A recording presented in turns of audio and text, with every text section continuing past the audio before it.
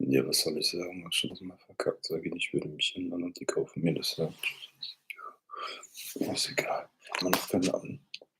Trotzdem drücke ich aufs Pedal, kann sie mich verhaften. Ich wieder mal verkackt.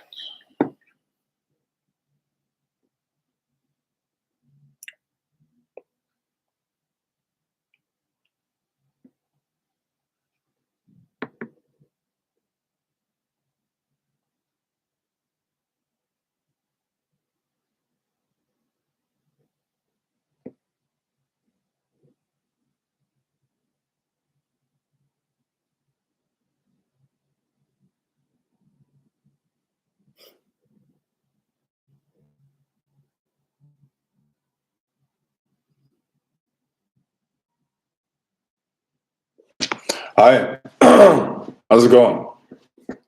5 people already? Very good. Um, um, I'm waiting for more people to show up. Okay, but we can already start. So if you have any questions that you want to ask um, about magic in general, uh,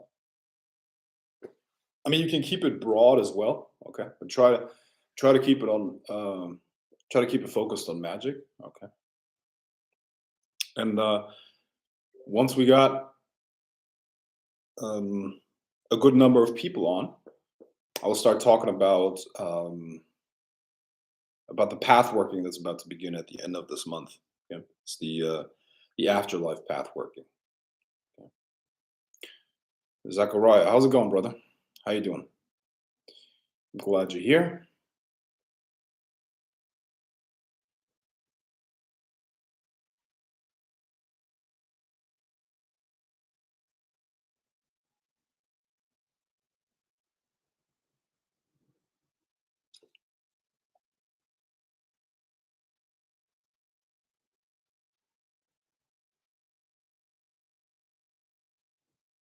Greetings from India. Yeah, nice to meet you. Fine, fine, brother. Looking good in that suit. Thank you. Appreciate that. Nice to say that. Yeah. I think most people look good in suits, or most men look good in suits. I would say if it's well fitted, if it's tailored. You know. Okay. So yeah, I'm gonna start talking about that afterlife path working once we're like 20 people. Um, but until then, I'm open to any questions that you guys have, any topic that you wanted to discuss, anything that's going through your mind in terms of magic. Hopefully, there is something going through your mind in terms of magic, because if you practice magic, if you practice witchcraft, there will always be a new mystery that's going to be revealed all the time. You know, there are constantly new things that you're gonna be exposed to. Constantly, you're constantly, or you will constantly receive new teachings from, let's say, spirits. Um, you know, from other dimensions and whatnot, and they will open up a different perspective for you, really. You know? So the reality is created from perception. You know, from perception, really, more than objective reality. What matters is our perception and the interpretation of what is going on. You know, and through that, through the change of the perception, we can actually influence how things go, not just how they go, how they develop, how they play out for us. You know, all of these things.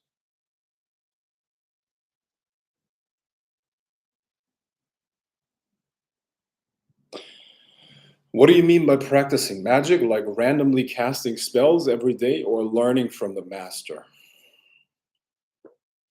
Yeah. Um, yeah, very good question. Okay, so here's the thing.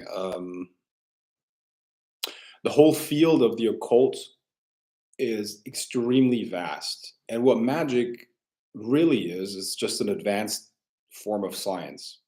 Yeah. So we have science here that deals with the physical universe. Okay, so let's say we have physics, we have biology, we have chemistry, and all these things, right?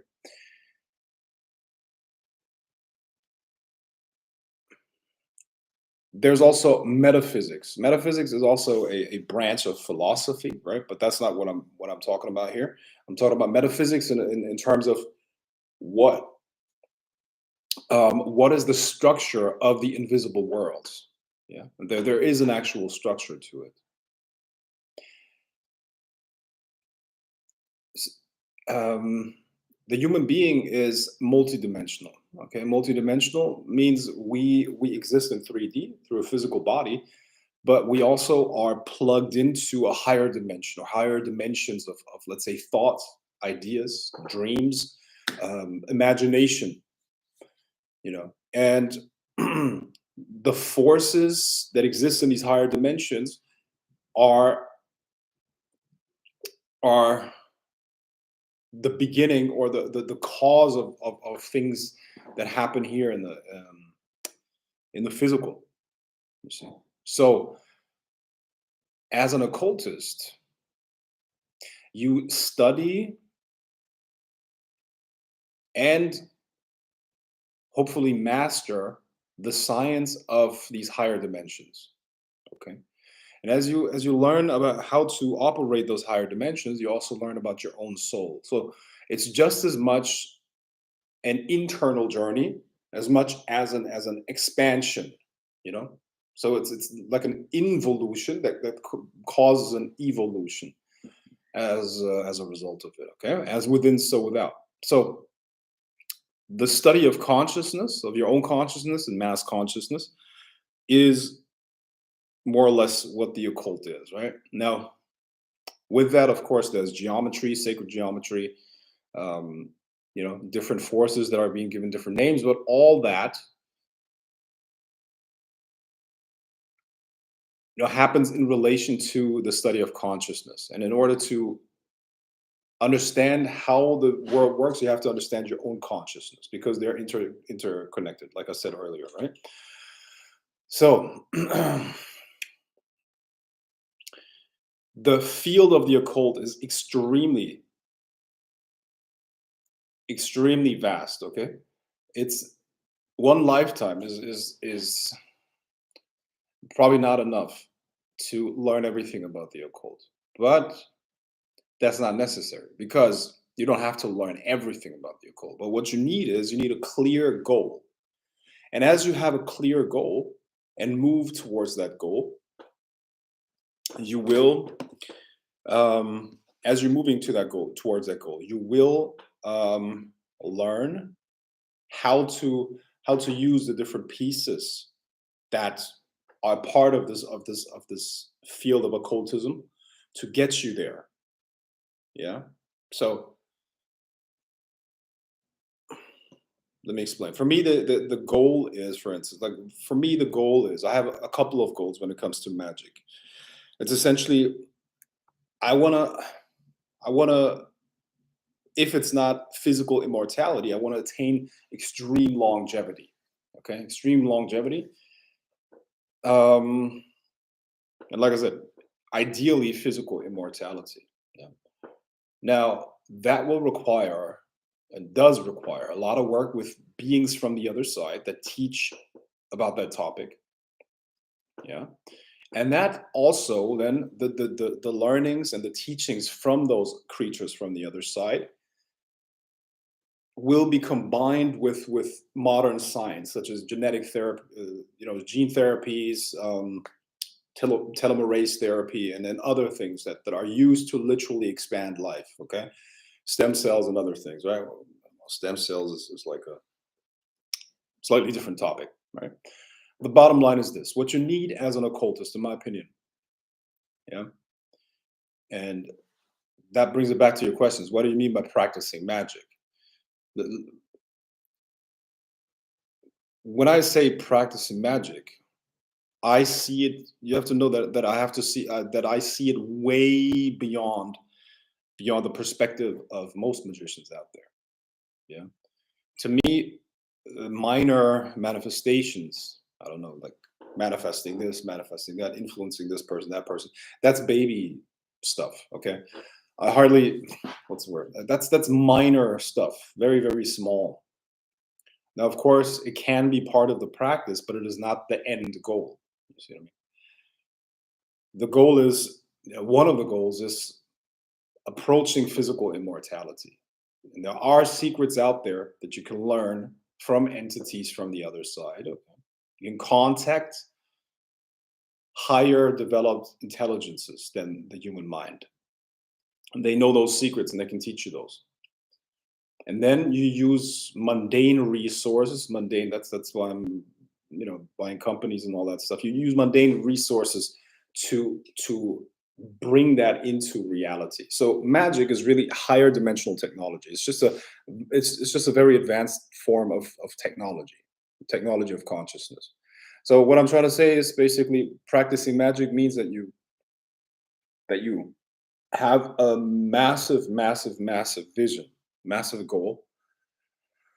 And that massive vision and massive goal becomes your guideline. It becomes your north star, and all of your efforts, all of your practice are connected to that in some way or another. Okay, so that's what I mean by that. Hope that answers the question. What are the benefits of this afterlife path working? The benefits of this afterlife path working are, um,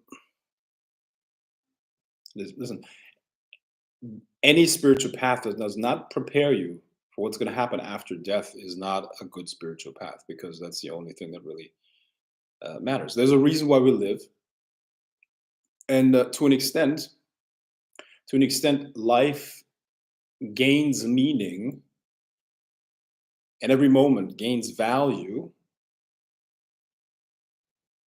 by virtue of being scarce, if that makes sense. Okay, our time is limited. Our time here on Earth is limited because the time is limited. Every moment matters. Every day matters. Every week matters. You see. Now,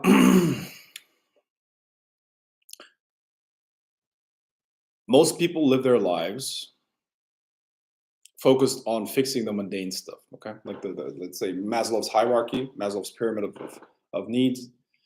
Most people are constantly worried about the lower stuff here. Okay, the lower levels of the pyramid, and those lower levels of the pyramid, they keep them occupied. They keep their mind occupied. That's the absolute majority of the population. Okay, when I say majority of the population, I'm talking about the world. Okay, we're still in the first world, and that means that we're living better than more than 90% of the population, which means it's a luxury to even entertain these type of things.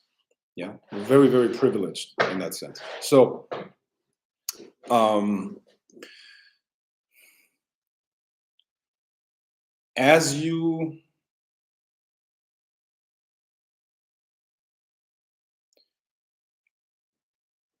learn about what's going to happen after death, you gain a completely different perspective on life.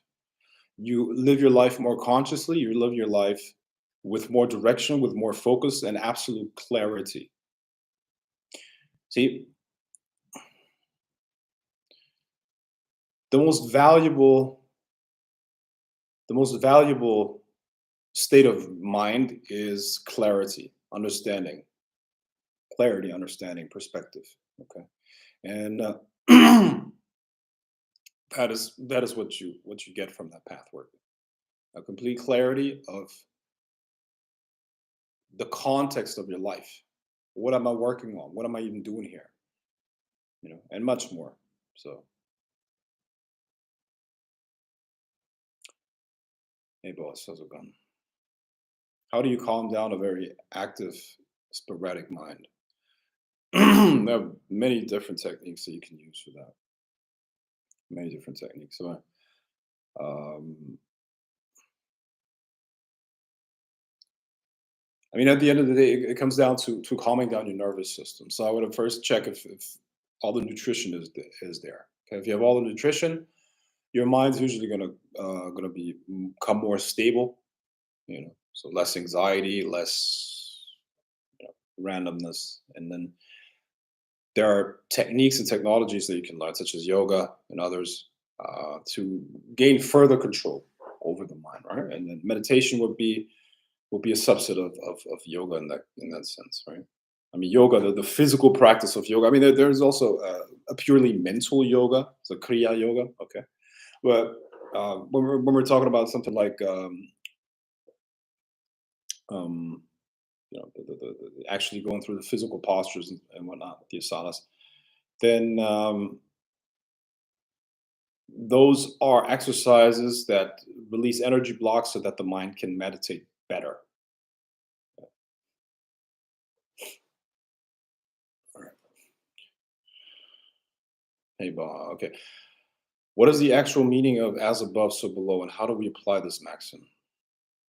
As above, so below. Well, it's very similar to as within, so without, but more than that, more so, it it hints at the fractal nature of the universe. Okay, so when we're talking about fractal, we're talking about the smallest reflects the biggest, and the biggest is reflected in the smallest. Okay, so when you look at um, what's a good example here? Example. You got a solar system. Okay, you got a solar system with the sun, and you got planets revolving around the solar system, the sun, right? And then you got atoms. Okay, an atom has a core, a nucleus, which includes protons and neutrons, right? And then you got electrons revolving around that core. Okay, so that's like one example. As above, so below. Now, what is the practical value of that knowledge? It's essentially um, being able to recognize patterns and being able to extrapolate what's going to happen. Um, so you can literally predict the future based on that axiom. Okay, you can. That's a good example. Can you predict mass movements or mass events based on smaller things that you look at? Okay, and I mean, yes, you can definitely do that. I mean, people in the past, for instance, were they observed things in nature. Okay, they observed what was going on in, like, maybe the seasons. They observed what was going on with the weather. They observed with what was going on with this and that and the other, and based on that, they were able to predict much larger scale events. Okay, because all of the universe is a system, it means that everything affects everything else. Systemic thinking is very important. Okay, systemic thinking means that, when we're looking at a system, it means that every a system consists of multiple parts. Okay, but if you change the parameters, or if you change one part of the system, you're affecting the entire system because everything's interdependent and interacting. Yeah, so this is why you can determine changes at a large scale by looking at changes at a smaller scale. Yeah. Um, it's also like it's you can use analogies doing that. Okay, you can use analogies. For instance, okay, we can see that all of life is in competition. For instance, okay, the second law of biology, um, defined by Dawkins, okay, Richard Dawkins, is that I think he wrote that in the Selfish Gene. I think that's a book. He said that the second law of biology is competition, meaning all organisms compete with each other. Right? All organisms compete with each other. Now, why is that important? Because it allows us to say something about the the metaphysical universes as well. Okay, a lot of people have the idea that as soon as you deal with something spiritual, you're no longer dealing with these conditions, and they have literally have a belief that the spirit world is all safe and beautiful, and there's nothing to worry about there. Well, it's as above, so below. So if we got competition here, and if we got evil here, we got it's reflected in the spiritual as well. You see, that's um, you know, that's that's a trap for a lot of people because they seem to think that demonic forces are actually have their best interest in mind or something like that, which is a very foolish idea. Demons are real and they're really evil. Okay. Which means that you have to treat them like that. When I say evil, they're very volatile forces, dangerous. They got to be handled with care. That's essentially what I'm saying. And most people are not psychologically ready to deal with that at all. They would be consumed by that energetic and psychological influence that comes with real demonic contact. Yeah. The stuff is scary. I promise you, it's very, very scary. Therefore, yeah, I would say that this is the meaning of as above, so below.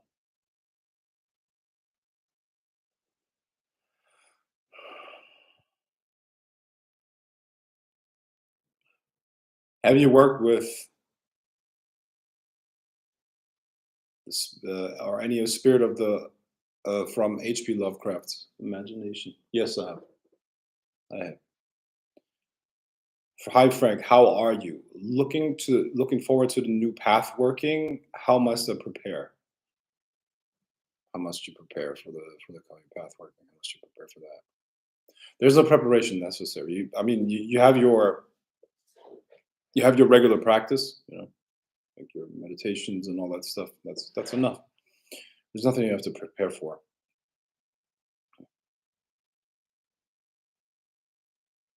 I'm curious if a woman accidentally has sex with a ghost or a spirit. Can a spirit or ghost get possessive over that woman, believing that it is his girlfriend? I heard many stories like that. Um, mean that I don't know. I can't say anything about that. What are your thoughts on genetic determinism? Is it worth the effort to crawl out of your skin to acquire something that others possess effortlessly? All right, let me see. What are your thoughts on genetic determinism? Is it worth the effort to crawl out of your skin to acquire something that others possess effortlessly? Well, I think that's a question that only you can answer. How badly do you want something? How badly do you want something? It's a very broad and general question. I can't really give you a good answer here. I guess I don't know. Is it worth the effort to crawl out of your skin to acquire something that others possess effortlessly?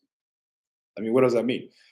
Let's say somebody is a genetic freak and are just in great shape without really going to the gym or doing anything. Is it worth now? Like even though for you it might be a little bit harder to build muscle and to lose body fat, doesn't mean you shouldn't do that just because it's easier for somebody else.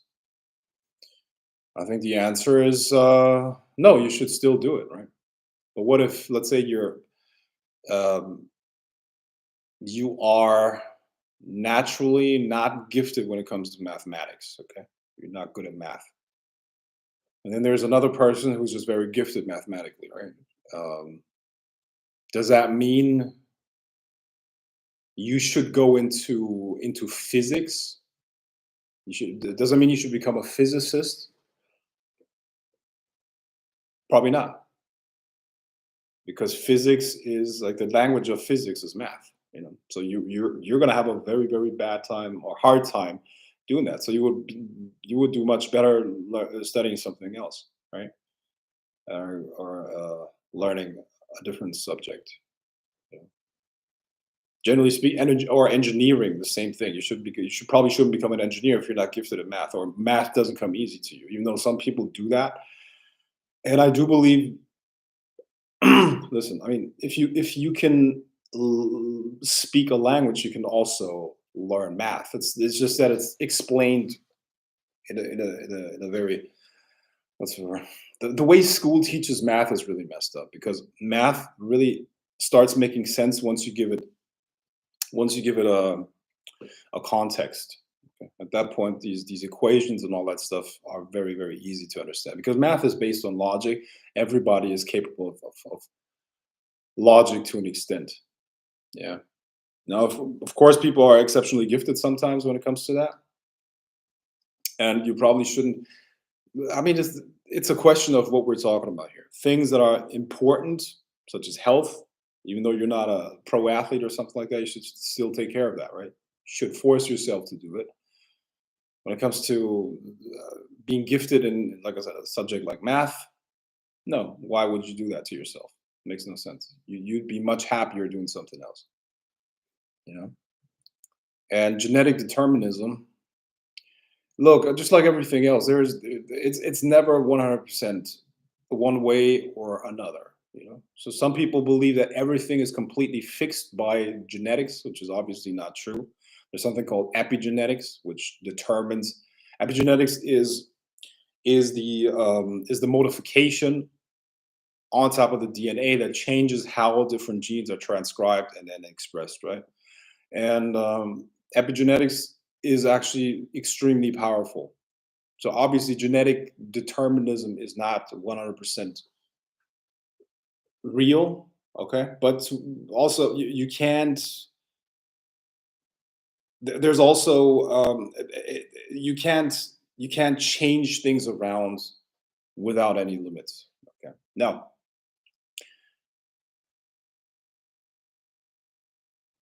obviously, what I'm saying here is based on 2022 science. Okay, because very very soon we're going to come into an age where the actual genetic code can be rewritten. Okay, it's uh it's going to be done with certain gene therapies. We can actually rewrite the genetic code, and at that point, we're in a completely different age because then we control our own evolution, our own biological evolution, not just the spiritual evolution. And is that going to have an um, a a mutually like is that gonna influence our spiritual evolution? Absolutely, because to a large extent, we can determine the level or the height or what do you want to call that?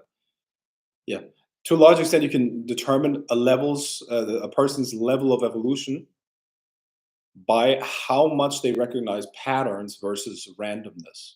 Okay, the more the being and the person is capable of consciously recognizing patterns where other people see randomness, the higher the evolution of the person. Okay, that's what we call intelligence. Okay, intelligence is nothing but the ability to recognize patterns in seemingly random data. All right, so and that also applies to you know spiritual intelligence, if you will. Okay, so um, what I'm saying here is as we're as we're evolving, this processing power or processing of reality has worked and has been done through what we call a brain, right? For the most part, a nervous system. The structure of the nervous system and the complex strategy of the brain, which is a very very complex strategy of the brain, is determined by genetics. Right now, if we can, for in and this is basically just a matter of time, just a matter of decades, not even centuries. 2 3 decades it's possible if you got the money for it, right? You'll be able to change the genetic makeup that determines your intelligence, for instance, okay, which will have most likely an effect on your cognitive abilities, um, on the speed of the processing speed of the brain.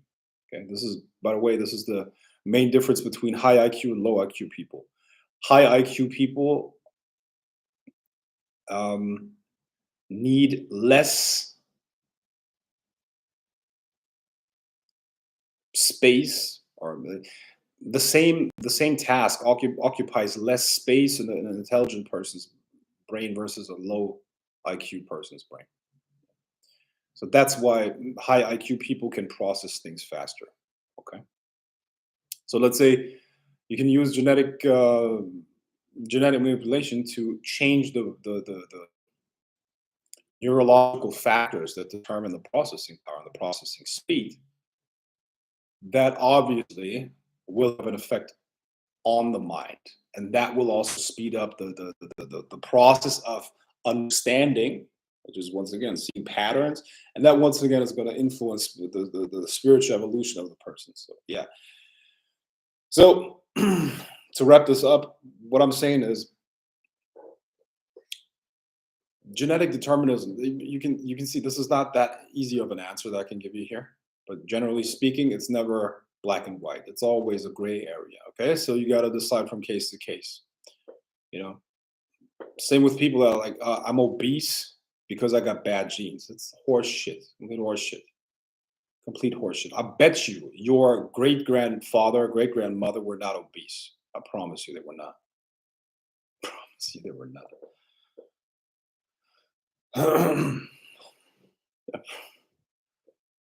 Yeah. So that's bullshit. You know. Can one choose to not reincarnate in the physical, or is reincarnation a must? Well, that's something that can be determined when you have reached a certain level of control and awareness on the other side. You can literally control and choose where and how you're going to reincarnate. Yes. Can you stop reincarnation? Can you stop reincarnating? Yes, but that requires control over the over your energy body to the point where you're not being pulled in. See, what there are certain energetic mechanisms at play. Yeah. As long as you got a physical body, you got the physical body as a focal point, right? But your mind is all over the place. So most people don't have enough stability in their own being beyond the body to withstand the pulls of those energetic structures. You know? And that's something that you have to learn um, while you're still alive, and then you can use that level of power and control um, to withstand the pulls. Yeah? And then you can stop reincarnating and move on to different different levels of existence. Definitely. Frank, I've guided people to the messages on your videos, in particular, focusing on your purpose. It has completely changed people's lives for the better. Well, that's great to hear. Thank you. Thank you. Um, One man got out of his depression and started focusing on his purpose thanks to your insight. Well, thank you. Awesome. Thanks for saying that.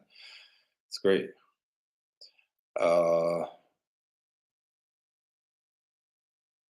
you provided a love spell in one of your lectures in the Grail of the Serpent forum called Positioning by Using Objects. Is that spell effective? Look, any spell is effective. The question is the magician effective? Is the magician capable of casting that spell? And for that, it always goes back to focus, being able to use your imagination, and directing energy.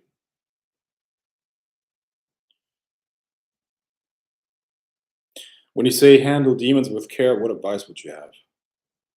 Self control.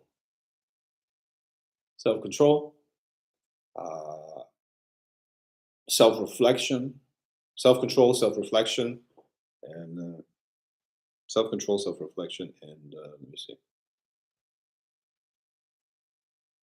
self determinism. Self control, self reflection, self determinism, the holy trinity.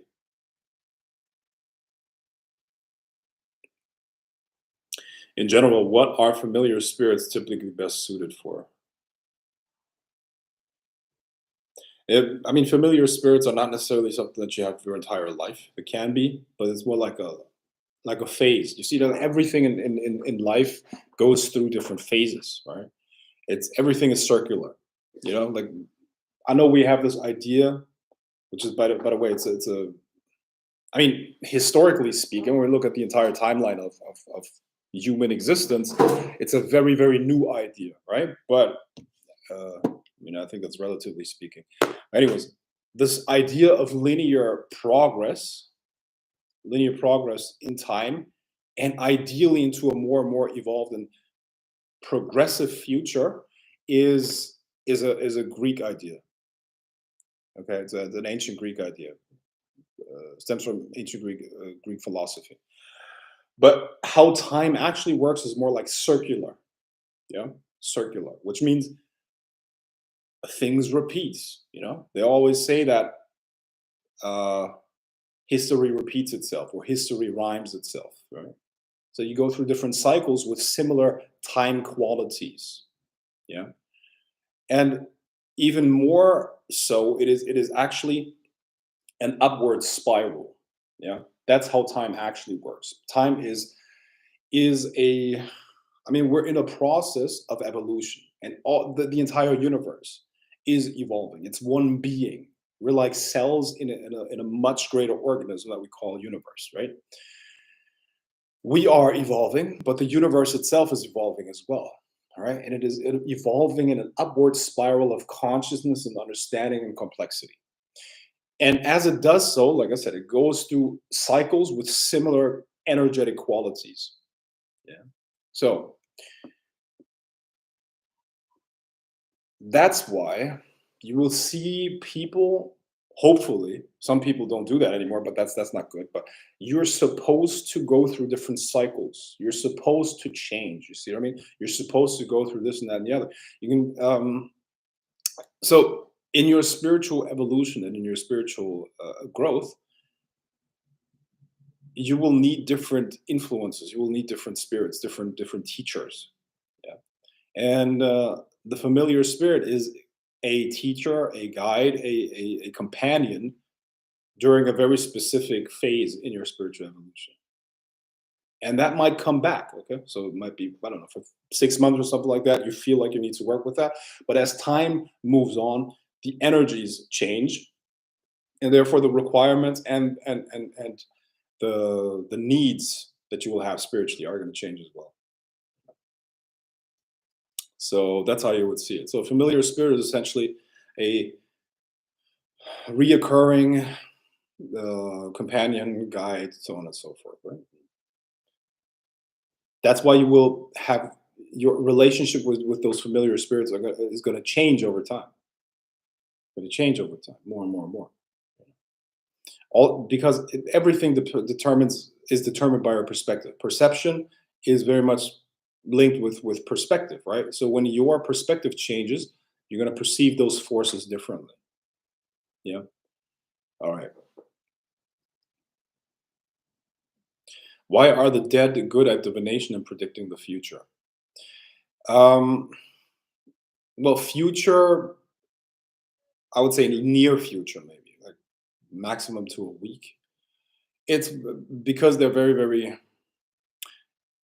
they're pretty much part of the physical world. They're very close to the physical world. So that's why.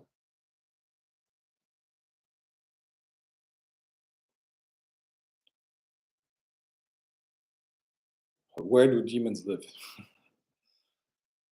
Yeah, it's funny. Where do demons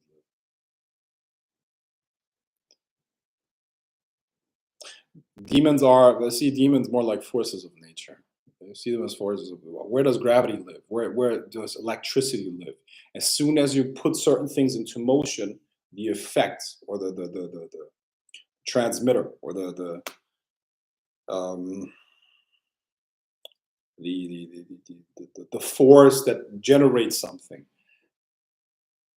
comes into being. Okay, so you have things with an opposite charge, electrons start flowing. That's the force of electricity. There's no physical location for the electricity. You see what I mean? You can see the flow of electricity, But just because I move away one pole doesn't mean that electricity stops existing. I just made it visible. Does it make sense? In the same way, the influence of the demon or the spirits or gods, angels, archangels, whatever, it doesn't stop if you can't see it. But through certain rituals, through certain conditions that you install, you can make the a work of the demon visible for you. You can communicate with it and you can direct that force, just like you would use the force of electricity. Electricity is here. It's here. It's in the room, potentially. Now, I make it visible by charging my phone. And I direct that force to charge my phone so that I can use my phone for the various things that I need it for. And that's it. That's how it works. Okay. Um, what is the cost of this path working? Um, I would recommend you schedule a call with my team. Okay. Schedule a call with my team, please. Use the, hold on. I'm going to post the link here. Um, yeah. Schedule a call with my team. And 1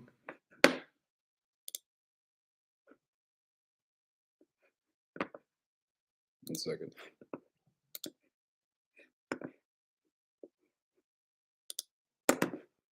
Where's that?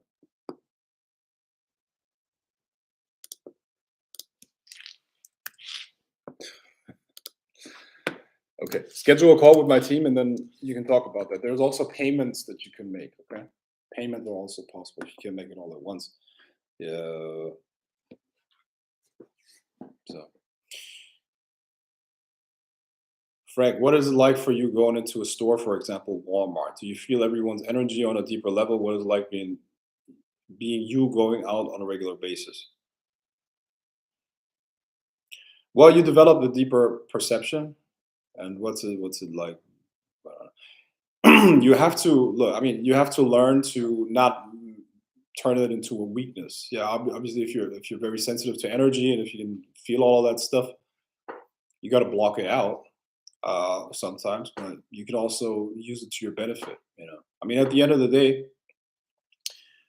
brains sync together anyways. You see what I mean? So to a large extent, I'm subject to the influences that are around me as well. Obviously, because otherwise, like, I'm not an island. So brains sync together. You just go with the flow and then you accept what's going on there. And the collective unconscious, the collective consciousness is um, usually vibrating at a lower frequency than mine. That's what I can tell you. That's my observation. So it means that like when I sync with my environment, when I sync with other people and stuff like that, they're usually at a lower consciousness level than mine, and that's fine. You just experience that for some time, and then you do your own thing.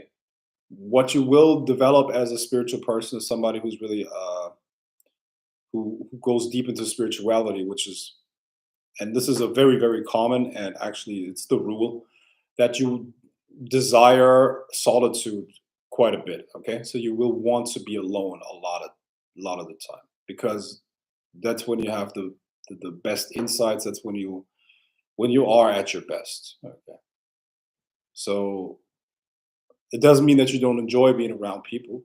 I mean, I was out yesterday, enjoying my time around people, but you know, you turn a little bit into an introvert. Absolutely. Which is not a bad thing. I'm like 50-50. 50-50. I like to be out. I like to have fun. I like to do like complete mundane bullshit. Yeah. But the other half of the time, I like to be uh, in my own space, if you will. Um,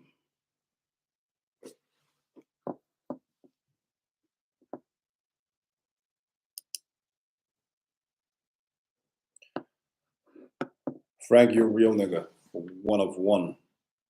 Salute. Thanks. Guess that's a compliment. Okay, thank you. In order to remain in control of your energy body after death, do we need to die consciously rather than in a chaotic state suddenly or in a traumatic way? Yeah, that's a good question. Um, the ideally, yes, in an ideal scenario, you would pass on in a very peaceful environment with the right energy around you, maybe some chance and all that other stuff, right? Um, but when you have become really, really conscious and when you have stabilized your energies, it really doesn't matter how you die. Yeah. Is there a goetic spirit or spirits that help with something like trading, forex, binary options?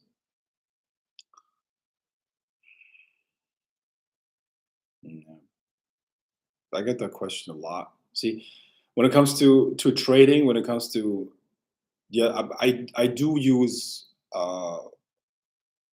spiritual sciences for that, but not like a spirit. It's not like you're gonna call a spirit and he's gonna tell you, okay, buy this stock, you put the stop loss here, and then sell at that level.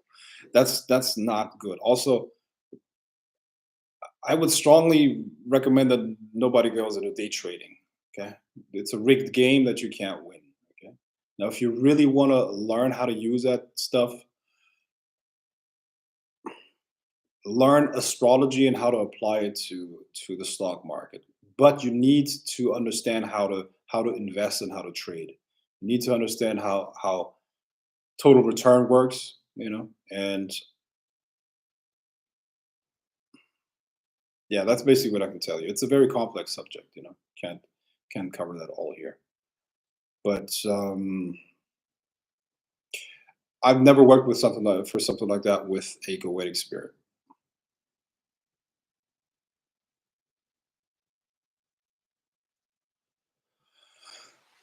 Upcoming technological advancements excluded, do you think that raw, unedited human potential has been maxed out by the masters of the past, or is anything cool and new, or is anything cool and new still being created? Said, I think human potential is limitless. So, no, I don't think it's been maxed out. Not at all. Not at all. If you're a bipedal mammal and you can be killed, you have not maxed out human potential.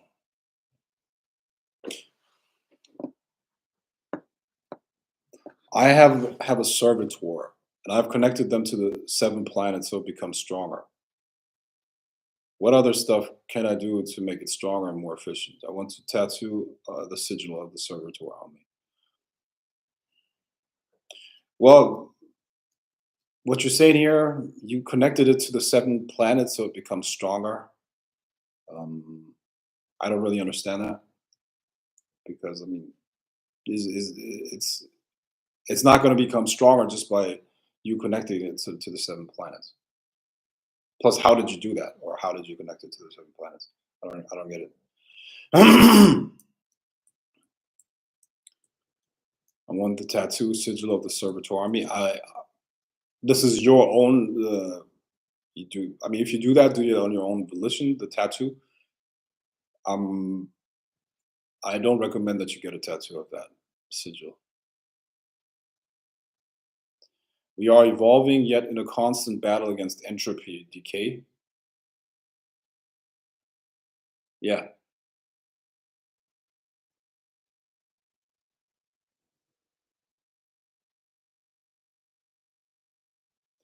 absolutely. So, are there people similar to you, or are you like in 1%? I think my biggest fear, if I was a advanced magician like you, would be lonely. I'm a lover at heart, and people wouldn't. Uh,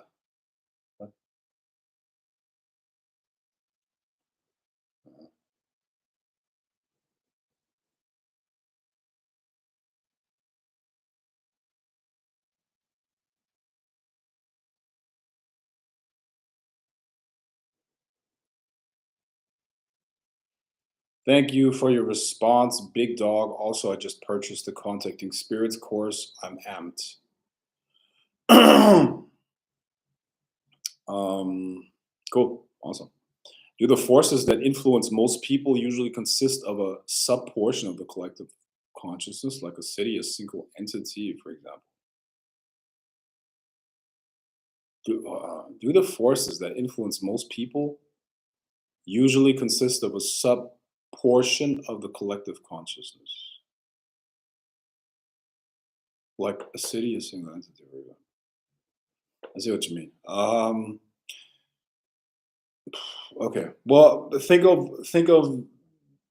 I mean, a good image is thinking of those things in terms of energy fields. Okay, so look at things in terms of energy fields. Okay, energy fields. So an energy field can exist like one person has an energy field. Then, like if I'm communicating with a person, there's an energy field that now consists or overlaps two people. Okay, and then there are energy fields upon energy fields upon energy fields. Get what I mean? I'll purchase the astrology magic course next for sure, for sure. All right, cool. That's good. Um, I have a servitor and I've connected them. Got that. Okay.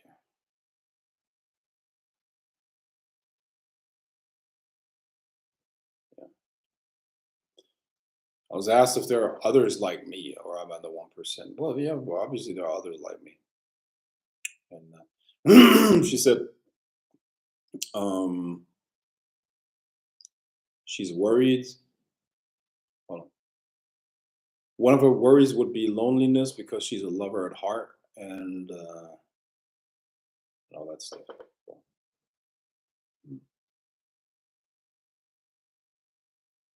Well, the truth is, um, the truth is, I mean, when you close your eyes, you're alone. Everybody deals with their own mind, uh, right? Alone. So you better get to deal with yourself first. You know what I mean? A lot of people can't be alone, can't be with themselves because they can't deal with their own mind. I would say, suspect that. You know? So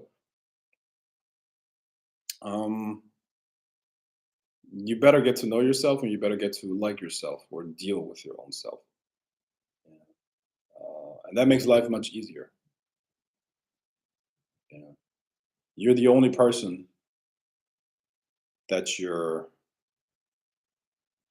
uh, look. I mean, you're the only person you're always gonna be with that you can't separate from that will always be there. So if you don't like yourself, you got a problem, and that leads to a lot of problems later on. You know, like that's why people take drugs. That's why people become addicted to things because they can't deal with themselves. So yeah, it is what it is. Look, I mean, this is actually a very deep question because I mean, what does that really mean? What are social? What are what is the social animal human being? Okay, talking about the purely Homo sapiens type stuff, right? And we are animal to an extent, right? So we're animals, and social interactions and our social structures are very similar to, let's say, what um, let's say animals have. Yeah. So um, everybody has a need for status to an extent. Everybody has a need to connect and um, yeah, connect to other people because it increases our chances of survival. That's where that urge comes from because we have a higher chance of surviving in a group than we have by ourselves, right? That's why we want to connect to other people. So I don't believe that women are naturally social creatures and men are not. Men are social creatures as well. That's another comment here. We're absolutely social creatures as well. Right? But when it comes to our status in the group um, and our roles, are very different. I would really recommend that you study the social hierarchies of, let's say, chimps or gorillas. Okay? They're very similar to us. You will learn a lot about about our interactions. Now, what you have to understand as a like, especially when it comes to like relationships, um, I do believe in love. I do. I really do believe in love. However, I also understand that there's the Homo sapiens part to it as well. Okay, so um, I understand that women can't love a man. They also have no compassion for men, generally speaking. Okay? Women have compassion for everything.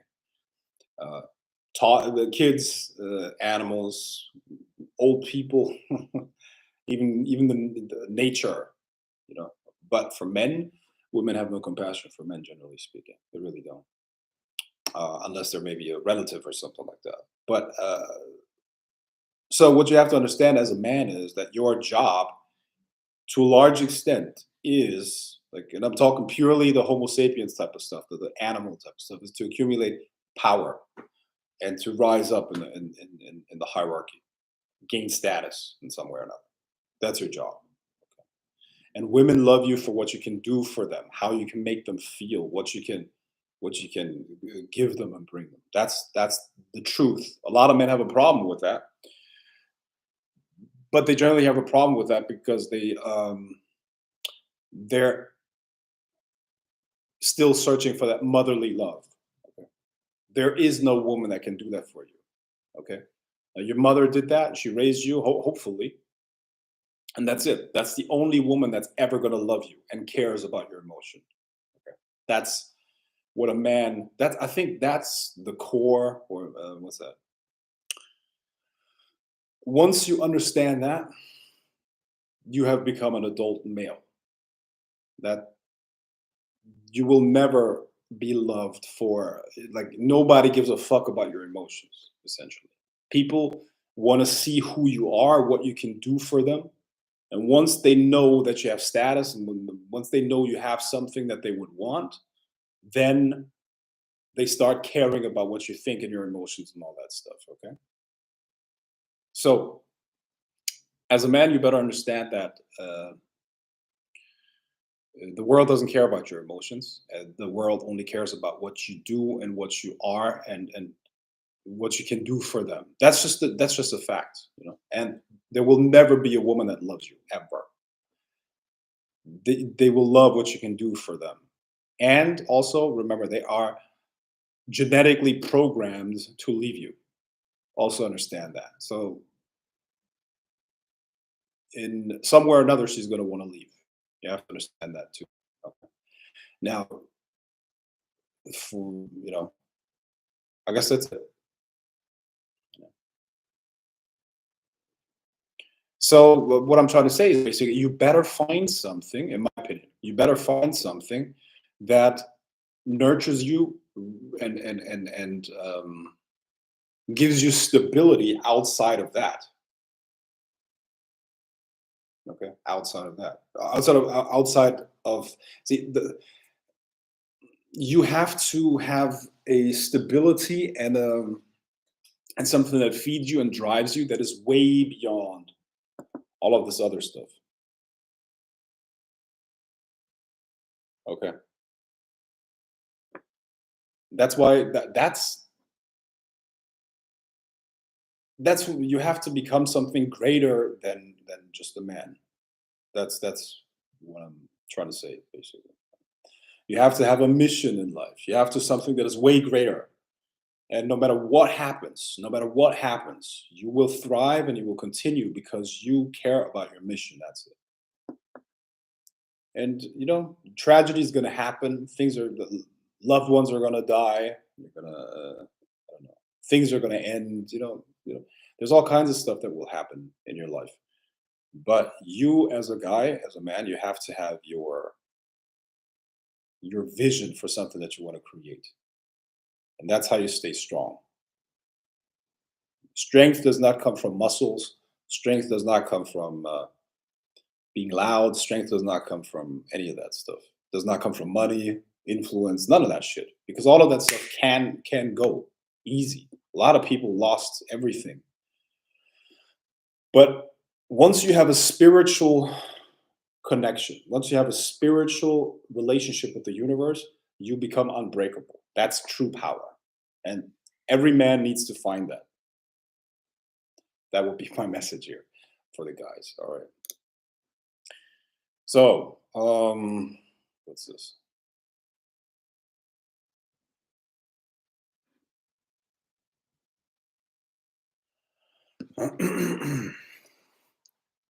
True, you're right. Got to learn to deal with ourselves. When we die, it's going to be a solo journey too. No one can come with us. Yes, exactly.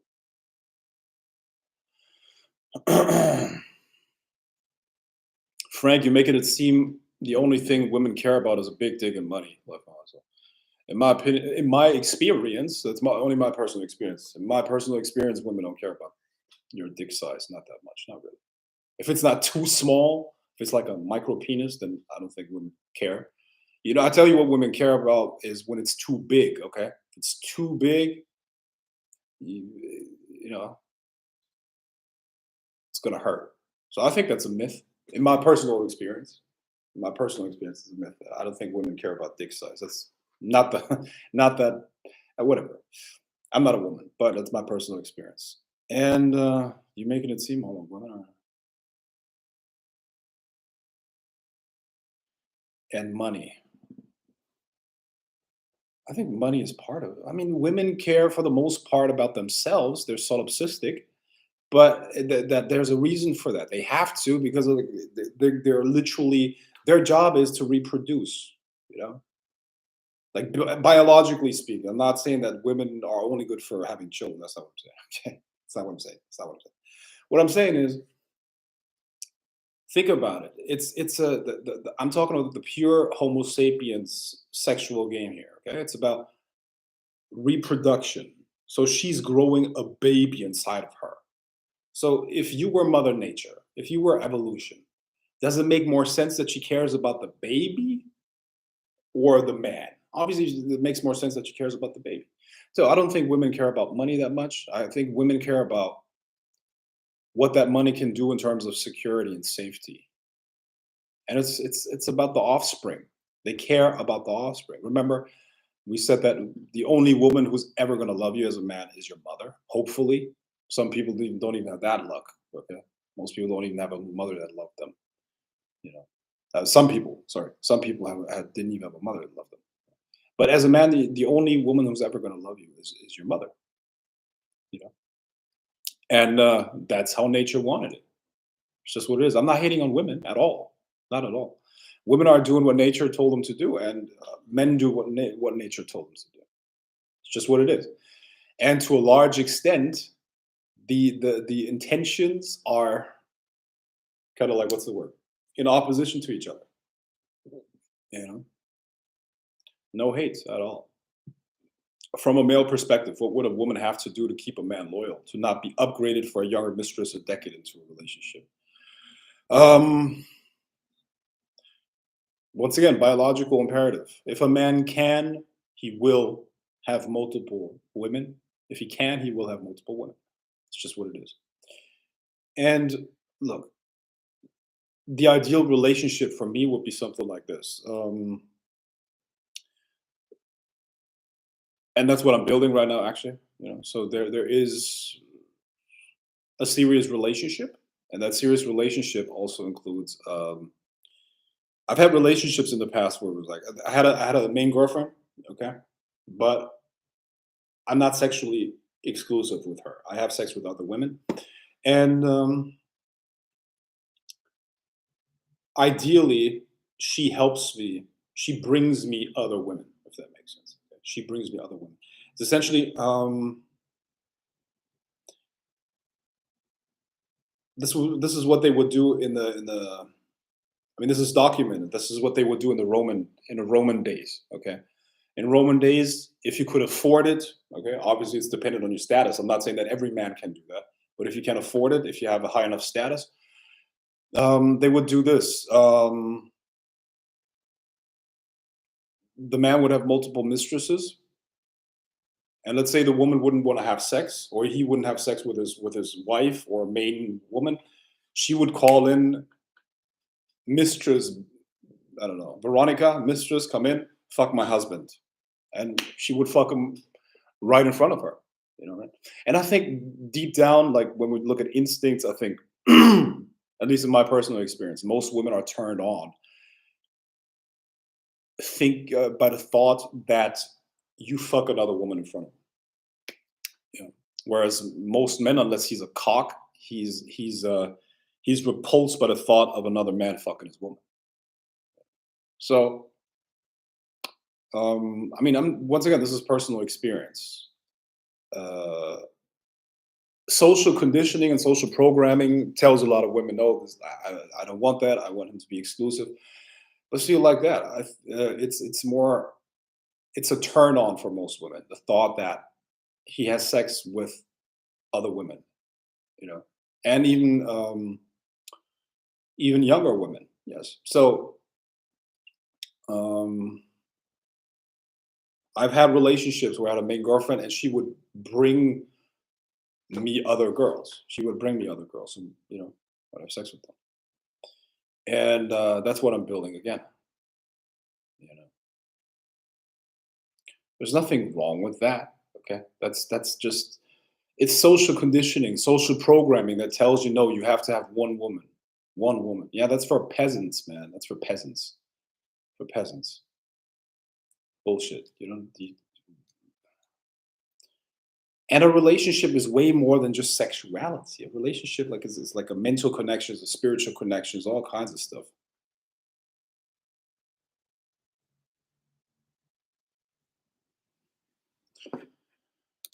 Anna says, I'm not that freaky. I'd rip her Adam's apple off." Okay, well, if you say that, I tell you what, everybody can say whatever they want. Social programming and all that stuff. Have you ever? I don't watch porn. Um, I remember my ex always wanted to get me wanted me to watch porn. I told her I don't watch porn. When I create porn in my own head, and I'm very good at what's the word? Um, Not just psychic seduction, but hypnotic sex. So using stories and stuff like that to turn on a woman. Taboo topics and shit like that. So what I'm saying is,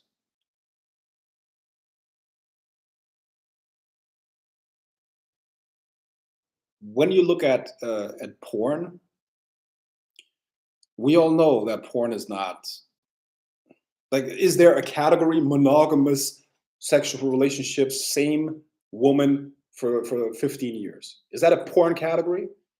Is there a category that says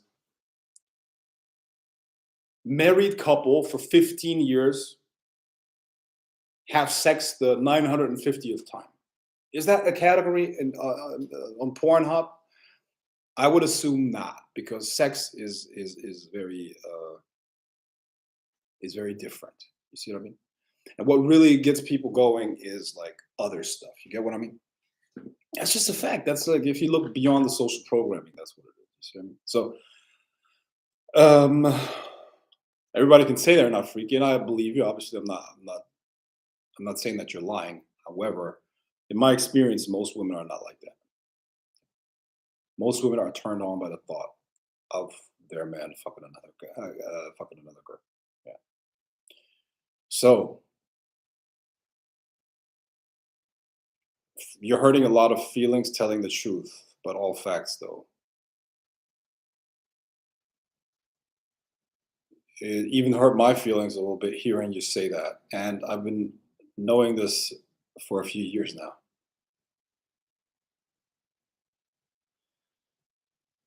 And Anna, it depends on what caliber of man you want to attract. A high caliber, grade A male wants multiple women in a stable. A lower caliber man is okay with one woman. Yeah, exactly, because he can't. Like, he's just happy that one woman wants him. That's it. Um, Is there any astral significance correspondence to someone being born into a factual, traceable lineage of royalty? Depends on what you make of it, but yeah, it can help, absolutely. But look, I mean,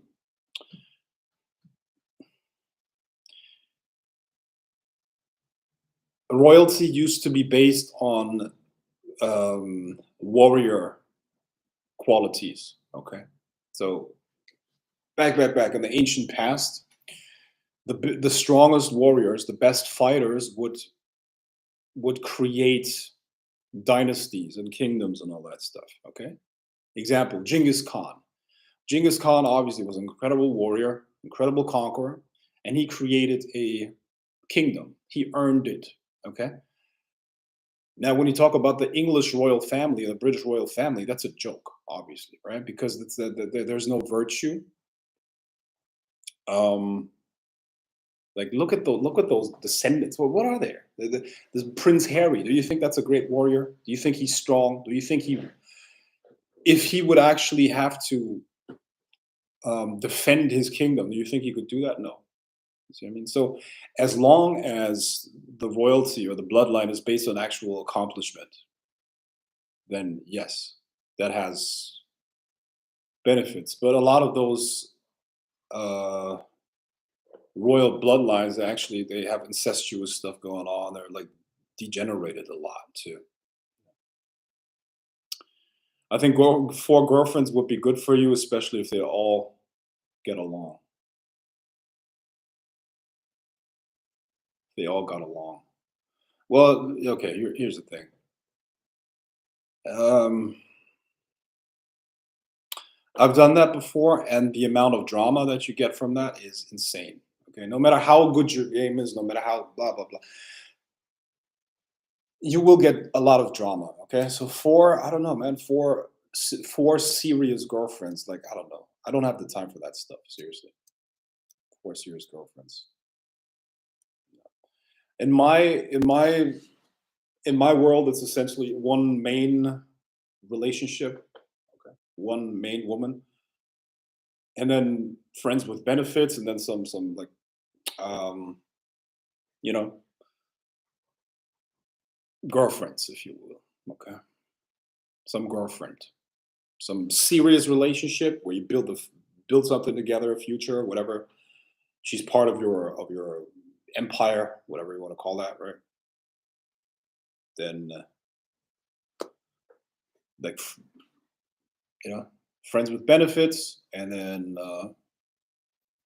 yeah, some girlfriends, something that is more casual. Maybe you see them like once or twice a week, stuff like that. You rotate them. That's doable. That's manageable. See, my focus on life is not relationships, if that makes sense. That's not my art. That's not what I'm focused on mastering. It's not my purpose. It's one aspect of a life that has many, many other aspects. Okay. I'm obviously a magician, as you know. I'm also a businessman. I'm really focused on anti-aging stuff, research, all of that stuff. And I have a lot of things to do. I travel a whole lot. So my life doesn't revolve around pussy, even though it might sound like that. Um, if you wanna learn about that, multiple serious relationships, then you should probably study Arash Divazar, good friend of mine. Okay, he's over at Seductive Instincts. I think his YouTube channel. Hold on, his YouTube channel is Arash Divazar. I think. Is it Arash Divazar? He has multiple ones. Arash Divazar. You probably see him on this channel too, if you're not familiar with him. He teaches like he has multiple serious relationships, and he's like a never-ending rotation of women. I don't have the time for that, bro. It's not my focus. I have other topics, but if you want, you can do that. But what I can guarantee you is, no matter like, there will be so much drama. Okay, you think one woman is drama, and one woman is always drama. She will become irrational once a month. She's gonna be all over the place, doing all kinds of crazy things. Exactly what you needed, she's gonna fuck it up 100% because that's what women do, guaranteed. And multiplying that times four, I could not build a life doing that. It requires so much of your focus, so much of your energy. So, no, like the model that I just told you is the right limit. One thing about getting older is essentially like I'm approaching 40 now. I'm 37 years old. I'm going to be 38 in October, right? One thing that you can learn, one thing that I've learned is that um, you have to find the right level of things. Okay. Now, what do I mean by that? I could spend my entire time trying to find pussy, trying to get more and more women. But how long can you really do that, bro? How long can you really do that? And is that supposed to be your legacy? How many women did I fuck? Like that can't be your legacy. So if you want to build something big, you have to focus on something big. And this relationship department is something that you have to handle, but it is only one aspect. There are other aspects too, you know. And what I just described is essentially how I want to do it and how I do it. I will not be able to have sex with only one woman for the rest of my life. That is fucking ridiculous. It's not gonna happen. How am I gonna have sex with one woman for the rest of my life? I'm 37 years old. I got I don't know how many years I got left, but it's definitely too much for just one woman. Okay, and I don't know how people do it. They're miserable. Sexless marriages, can't get married, can't get divorced. If they get divorced, they get destroyed, and they're depressed. They're depressed. Did you know that your level of freedom, and that's for men specifically, okay? Your level of freedom is directly correlated with your level of happiness. So the more freedom you got, the more happiness you have. Okay. So here's the problem with most guys that get into serious relationships and marriages, specifically marriages. That's why I would never get married. Getting married has one or two perks, maybe. Okay. It's like, okay, you got a serious partner now. Okay, boom. Now you're married. What happens to your freedom? Your freedom is gone pretty much. Okay, you can't do what you want anymore. You're trapped. Most people get married without financial stability, and like it's bad. Most people in relationships are depressed. I mean, sorry, when they're married. Most men, when they're married, are fucking miserable. I promise. Is there anyone here who's married and is really happy that he got married? And that's for the guys. But I don't think. Look, 80% of all divorces are initiated by the women, so I don't think that um, by women. So I don't think that women are that happy with that situation either. Anyways,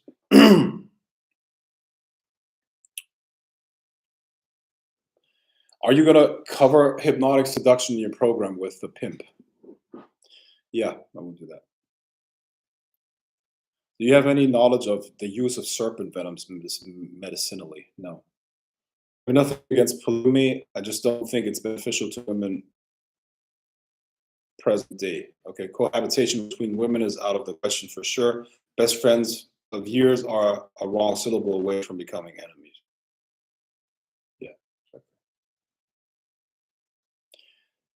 What are the benefits of semen retention in magical perspective? It is. I have experimented with that a little bit, but I'm not really qualified to talk about that. To be honest, semen retention is. I have not done it enough to really talk about it. So supposedly it increases your energy, which makes a lot of sense. There's a lot of energy that goes into the production of sperm. And if you can maintain that, you can hold it in, it increases your energy and your manifestation power.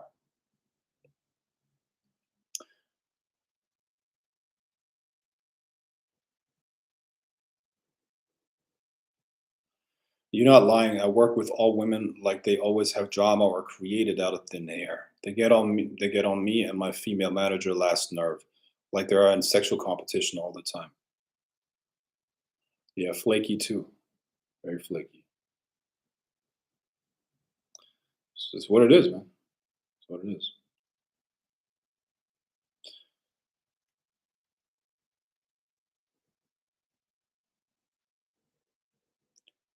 I have one woman right now, but as the pimps say, Having one is just as bad as having none.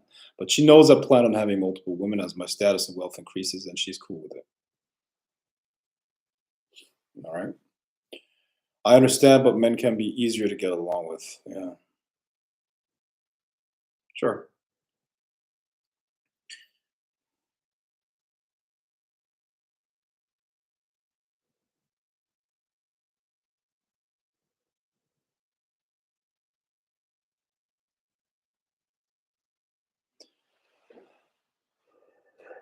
Yeah.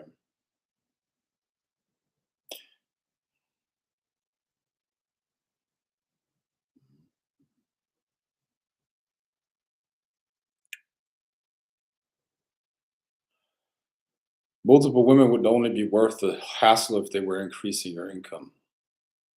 Exactly. That's that's super hard to do, man. That's really, really hard to do. The drama. Um,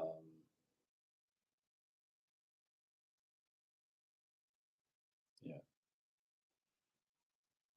If they were assets instead of liabilities. Exactly. That's how I see it too. 100%. Yeah. I mean, yeah.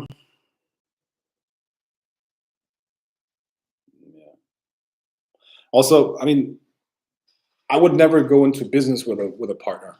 Absolutely not. Like when I say partner, like a romantic partner, doing business with, forget about it. It's not gonna work. It's they say friends and business don't mix, right? Um, that's even more true when it comes to romantic partners and business don't mix. Don't make that mistake, guys. Do not do that. Do not do that. Frank, do you think there are benefits to being celibate? Does it get rid of old sexual energy for partners?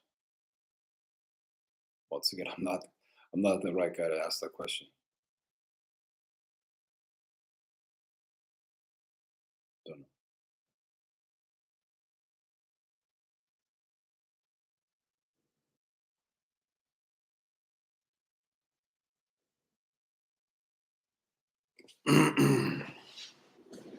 Yeah. I mean, what I'm look, I'm not for massive restriction of anything, but the only thing that I stay away from is alcohol. I had some, I did drink a couple of times this year, but um, that only proved to me that alcohol is not there's never anything positive that came out of me drinking ever. So I just don't do it.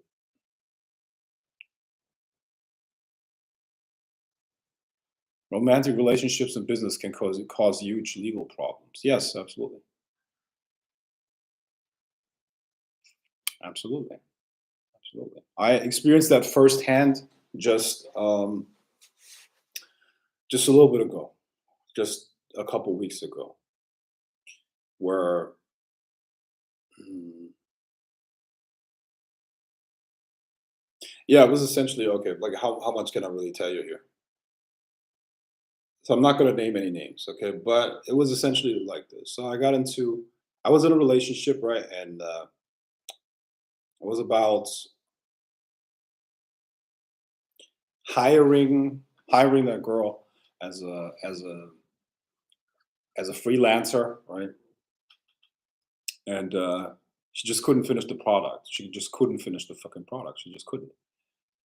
It was like 3 months or so. I don't know how long, man. 4 months. 4 months for like baby shit, right? And then um, she handed in something that was copyrighted by somebody else, right?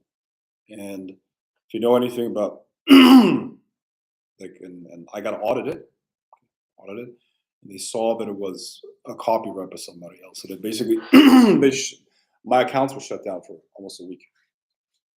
Yeah. So you gotta be really careful. You see what I mean? And she didn't understand. She didn't even care. There's zero responsibility. There's no responsibility taken. So yeah, that's why.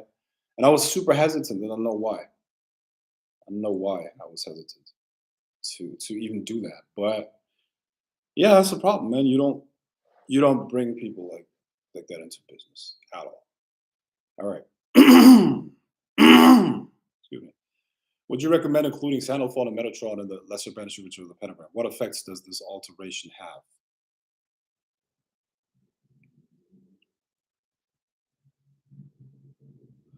No, you should do that exactly as it is taught, because the archangels that are part of the lesser banishing ritual of the pentagram are part of the um, they're part of I mean, they correlate or are associated with the different directions as well. You know, so sorry, I'm late. Yeah, well, it's not not a class. You don't have to be on time. AIW, what's up? Who's that? AIW. Interesting picture. What happened to your new YouTube channel? Uh, it still exists. It still exists. I'm gonna promote it very soon. Okay, Frank, I've always wondered how there could be multiple afterlives in the sense of different cultures and religions. How is that possible? Well, if you get what you can imagine is real to an extent. Okay? Just because it's not physical, just because it's not physical, um, it's still real. So if something can be imagined, it is real. And let's say I create an astral temple, and that astral temple has enough energy in it. Another person can go there and they can experience the exact same astral temple, even though it's been created by my imagination. On the astral, it exists now, and somebody else can go there and experience it. You see, now it exists at a certain frequency. All you guys see, if you want to understand magic, you have to understand physics as well. Okay, I think this is missing a lot. You have to understand how matter works. Okay, physical matter, and how speeding up the vibration of matter makes it non-physical, but it's still there. It's still real. It's just at a different frequency. It's vibrating faster. Okay. Um, so um, yeah, it exists at a different frequency, and there are those different afterlives all exist on the astral, and depending on what you resonate with, depending on what you and when I say resonate, it means your frequency matches it. That's where you're going to end up on the astral. Okay.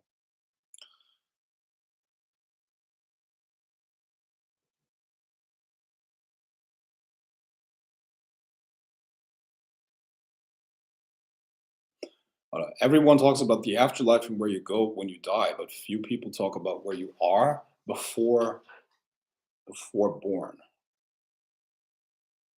Yeah, okay. So if you ultimately return or not, what's the purpose of this life and its relation to other lives? That is something that can be answered through experience.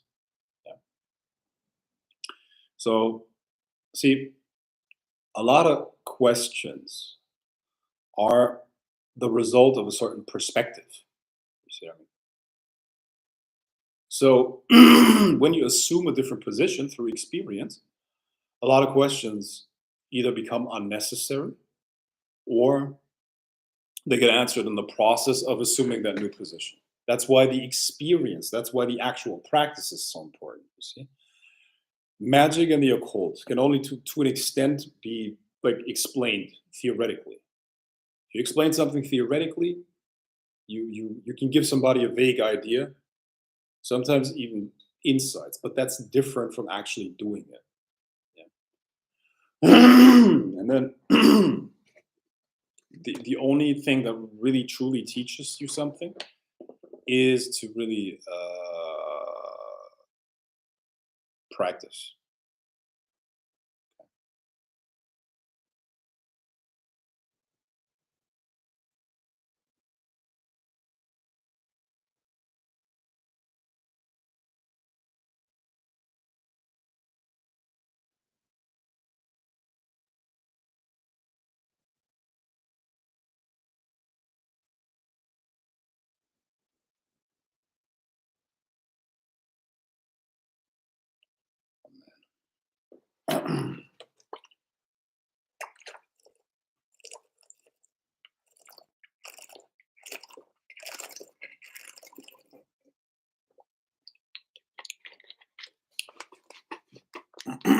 So yeah, we're gonna do. We're gonna start a path working on the afterlife on the 31st of this month. If you have any ability to be part of that, you should be part of it. However, very, very, very uh, few left. Are you familiar? Very few spots. Sorry, very few spots left. Are you familiar with draconian magic? Yes, I am. I am familiar with draconian magic. Um,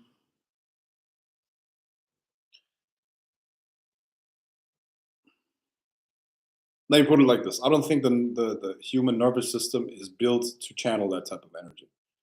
You can definitely do it, but it is very, very.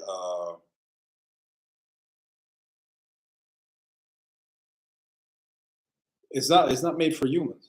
That's what I'm trying to say.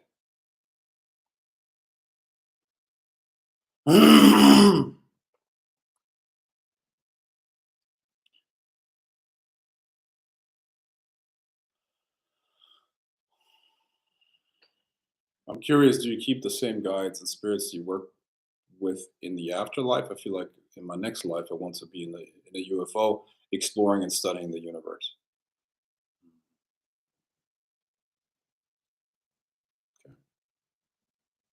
Well, that once again, that depends on your development. Is draconian magic based on dealing with dragons, or well, draconian magic? When I hear Draco, I automatically think dragons. Well, draconian magic is essentially it's a current of energy that you tap into. It's like a frequency that you tap into and let it flow through you. It's like it's like an invocation of an energy that permanently runs through you. Okay, you awaken that, and for that you need to open up different channels, and you need to assume a certain position, meaning you start resonating with that, right? And it's very powerful. Draconian energy is super powerful, but I don't think it's really something that is based on human biology and human and the human energies that are normal, like Kundalini, Chi, Prana, and stuff like that. We're built to channel that, right? That's okay. But draconian energy, the draconian current, is something different. It's like a. It feels like a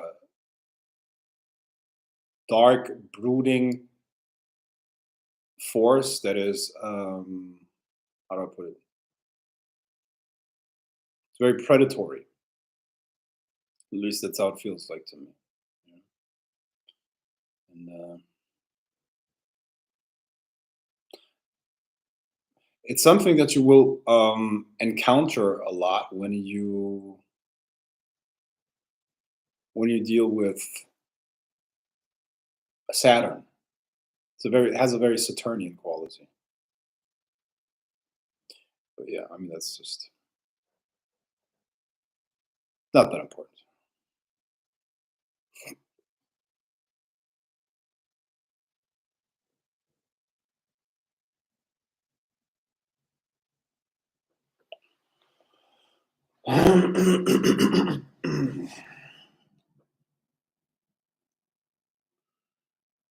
Okay.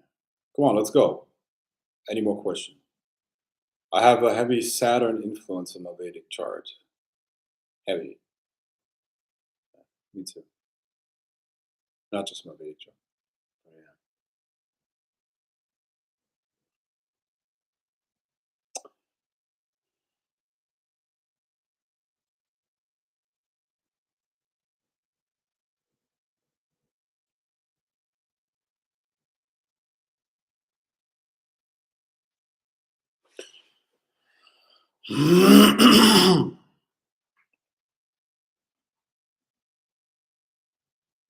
Are you familiar with Karanas in Vedic astrology? No. How do you make us your servitor strong? A servitor requires energy. The more energy it has, the more powerful it is, and the more Uh, the more I can accomplish for you, the more I can affect.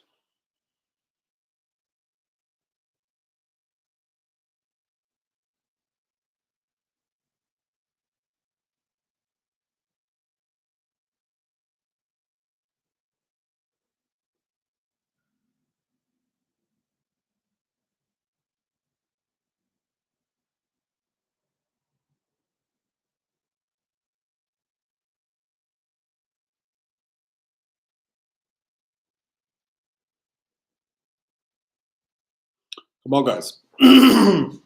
We have more questions. I still got a couple minutes in me. What does Saturn teach eventually? What's his most valuable lesson?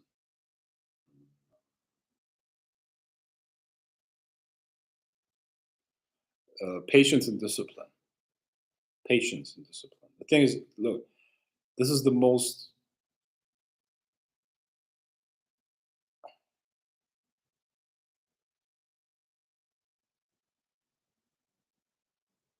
I guess what I'm trying to say is basically is value is determined by scarcity. The more scarce something is, the more valuable it becomes. One of the most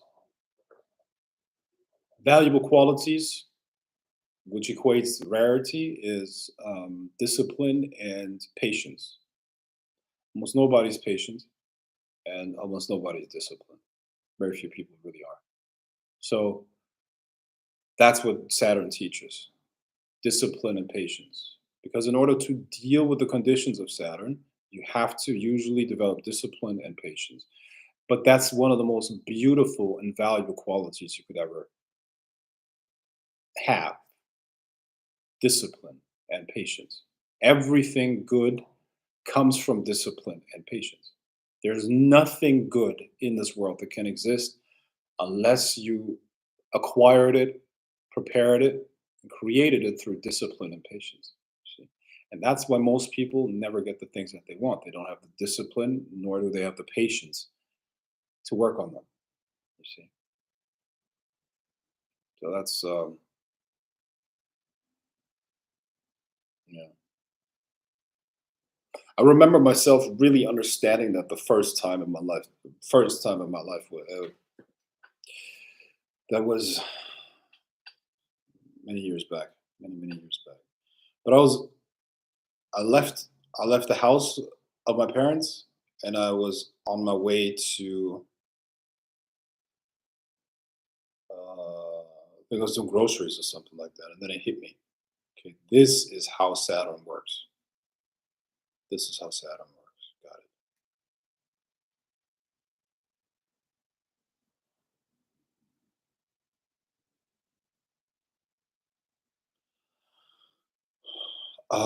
it.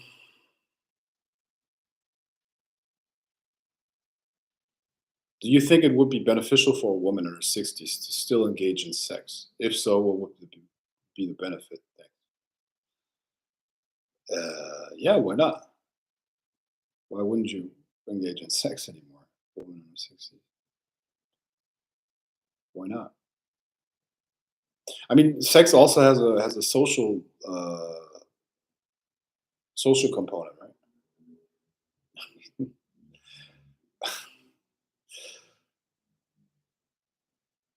That's how you fix arguments. You just fuck the other person. It's often that's the solution. Often that's a solution. If your girl starts arguing, you just have to fuck her for the most part. I would say in 80% of the cases, bro. 80% of the cases, she's becoming you know, naggy, she's becoming pissy, she's becoming this and that and the other. Just gotta do your work, man. Just gotta show her. You just gotta whip it out and do what you have to do. Um, can you do offerings to the servitor as I do other entities? Yes, absolutely, you can do that. He can be such an ass, though. I'm assuming you're referring to Saturn, right? He can be such an ass, though. I'm heavily Saturnian to him. Yeah.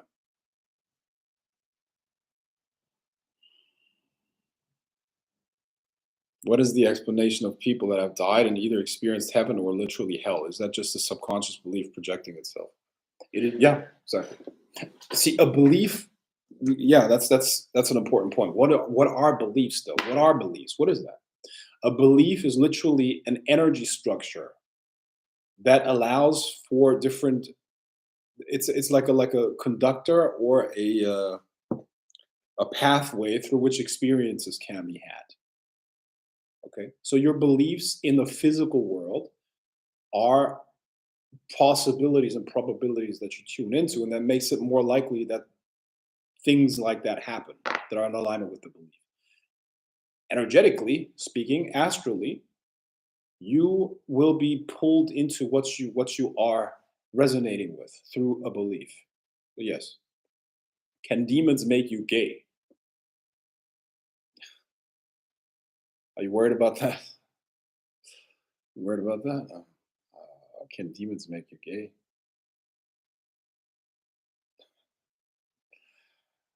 I would highly doubt that. If so, I mean, you can use that as an excuse. You know? I'm sure you can.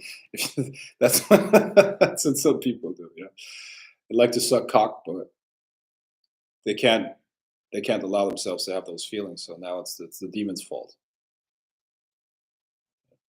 It's like there's this meme. It's like Satan taking no, Satan being a scapegoat for the last 2,000 years for people that don't want to take responsibility for their own bullshit, right? So can demons make you gay? It's funny.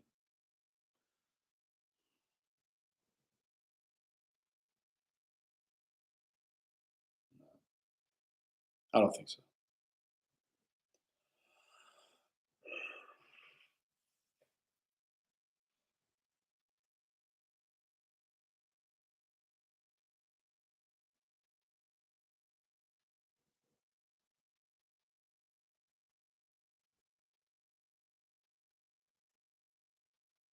When I'm 60, I'm going to look 31, and I'm going to do so much age reversing. I'm going to look like J Lo. Okay, they're kind of hot.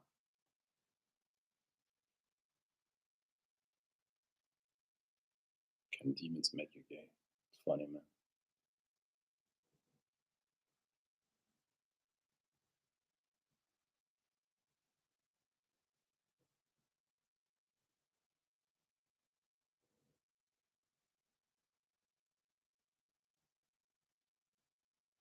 So what's up, guys? Do we have more questions?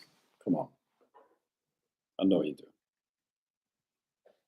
I got nothing else to do. Come on, let's keep going here. Keep going with the live stream.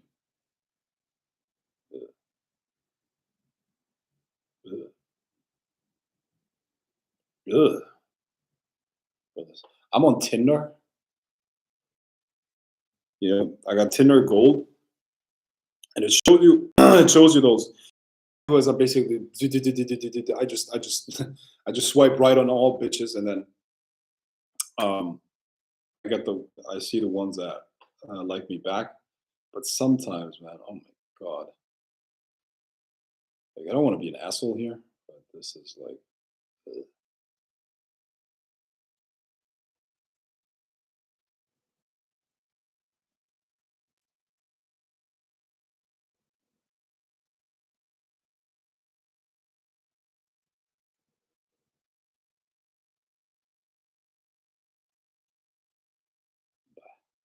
I can safely do rituals in a house with other people as long as I have a room dedicated to my path working and rituals, right? Absolutely, nothing to worry about. So good.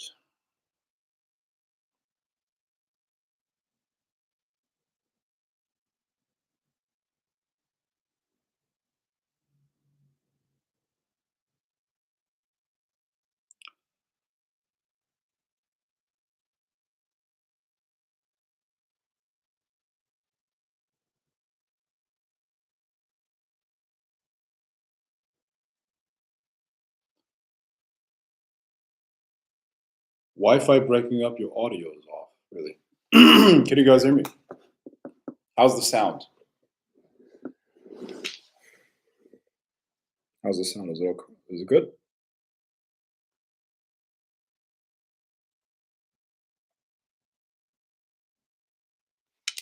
Have you ever worked with Kali? Yes, I've worked with Kali. I've worked with Kali. Voltron Uniting. I don't know who they are, but we'll look them up. Sebastian, $5 fresh. But we'll look them up.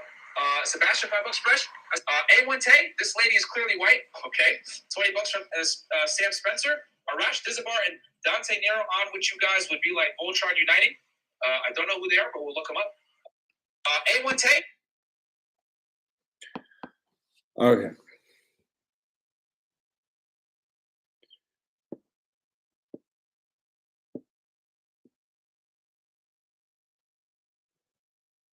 Frank, have you been celibate before for like 3 months, or do you naturally manifest friends with benefits? Do I manifest? Like, here's how I manifest friends with benefits. I literally just walk up to a girl, tell her, "Wow, you're so beautiful. Let's talk." And she's, I saw you from over there, and that's it. A1 Tay. This I mean, lady is clearly. I'm kind of like in a. So that's how I manifest friends with benefits. I don't use. You don't have to use magic necessarily for that. Okay, just walk up to a girl and ask her if she wants to talk to you. That's all. I mean, I was in Berlin last week, and that's how I got a girl. I literally just walked up to her and asked her how she's doing. You're pretty. Let's talk. And that's it. Let me see. I'll show you her. Where is she?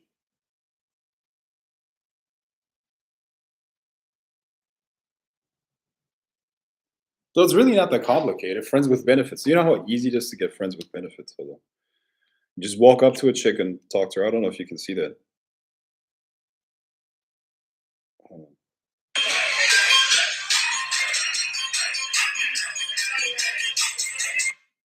Can you even see her? It's me. Hold on.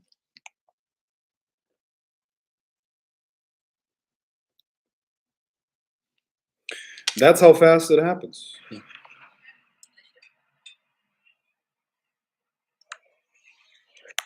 So that's that's the girl that I'm seeing when I'm in Berlin. So I have like girls all over the place. So every city, every city, at least one chick, at least one girl.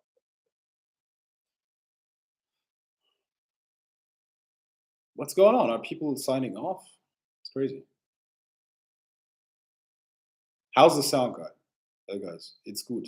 Okay. I can hear you now, but I couldn't hear the answer to my question. Okay, I got it. It's good.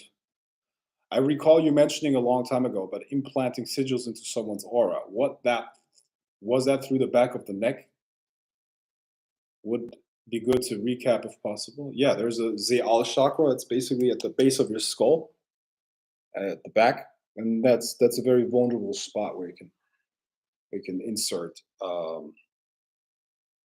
sigils very easily.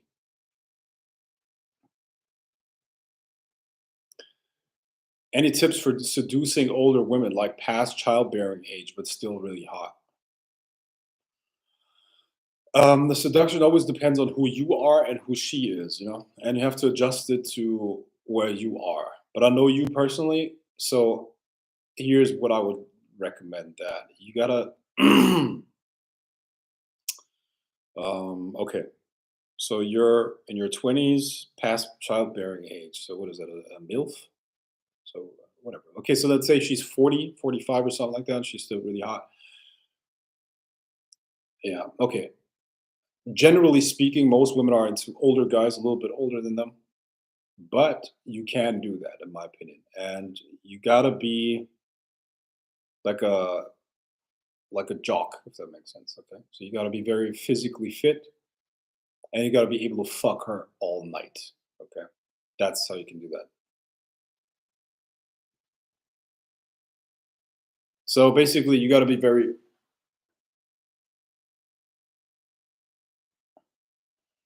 you gotta you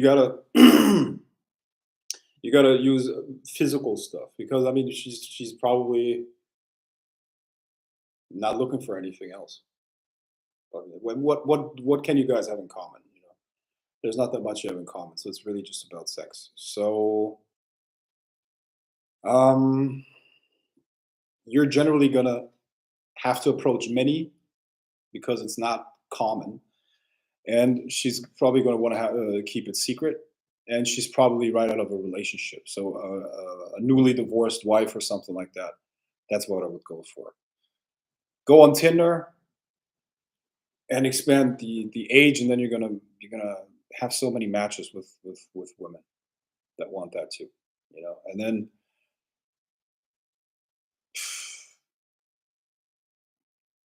just be basically what they're doing at that point is they have to validate themselves. Okay, so you got to tell her how beautiful she is. Okay, especially if she's naked, you got to validate her because she's very insecure about what she looks like. Never mention her age. Never give her qualities or what's the word? They're very certain topics. They're very sensitive about. Okay, so you got to be. Um, they feel the competition is so high, you know. So you gotta you gotta constantly validate her in terms of you know, I love that you're so experienced. Don't say mature because that insinuates old. Experienced. Okay. Wow, you're so experienced. I love very experienced women. Blah blah blah. Um,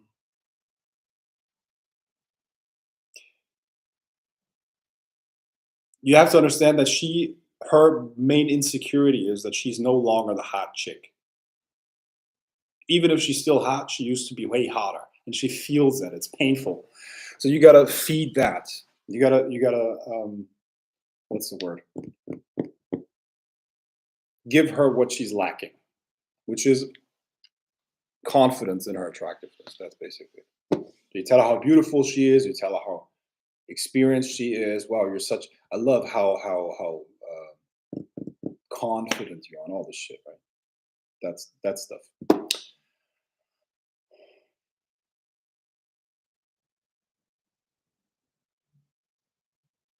That's it. That's my amateur idea. Did that voice refer to Russ Dizdar? I don't know. What type of rituals can you do to connect with past lives to transmute the undesirable energies and or experience and pull on the higher energies to create a more well-rounded version of yourself?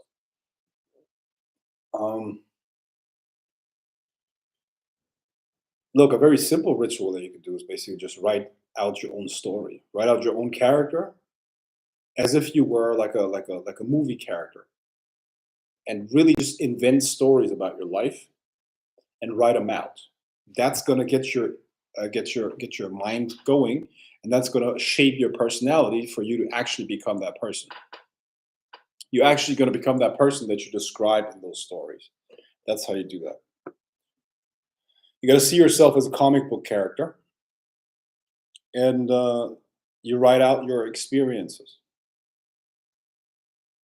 as that character, and then sooner or later you're actually going to become that character in real life. Everything, including personality. We perceive ourselves. We're basically the director, writer, and actor of our own life. Yeah, that's how you have to see it.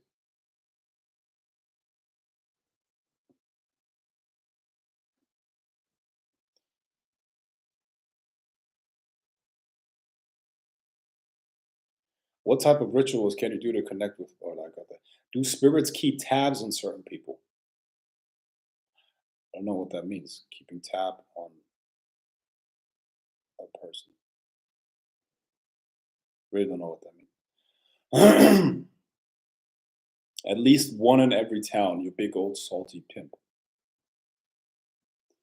You know. Well, I'm just a simple man. What do you mean? I just why not? It's like I think if you can do it, you should. If you can do it, you should. Why not? Who gives a fuck, bro? I'm a 6'4", 240 pound, super intelligent, super successful guy. Why would I deny women that? Why would I? Why would I deny them the incredible ability to make them come multiple times in all kinds of different ways? Why would I do that? You know, just kidding. Just kidding. But that's the frame. You see, that's the frame that you have to have. That's how you have to see yourself. That should be your character. I think the worst thing you can do is basically,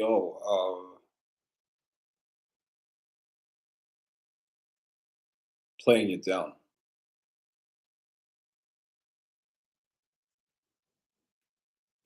I don't know how other guys do it. Like, what do other guys do when it comes to women? What do they do?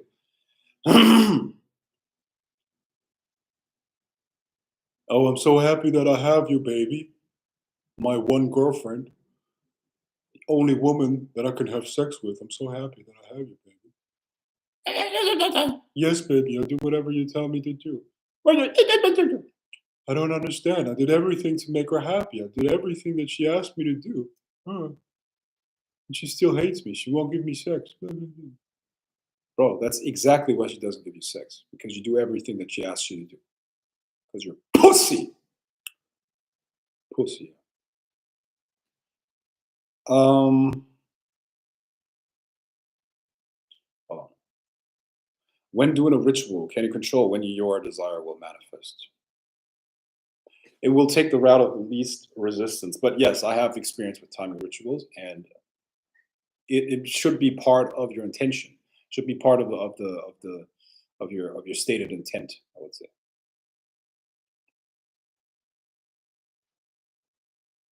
Is the higher self the same as the holy guardian angel? Well, it's a matter of definition, but I'd say no.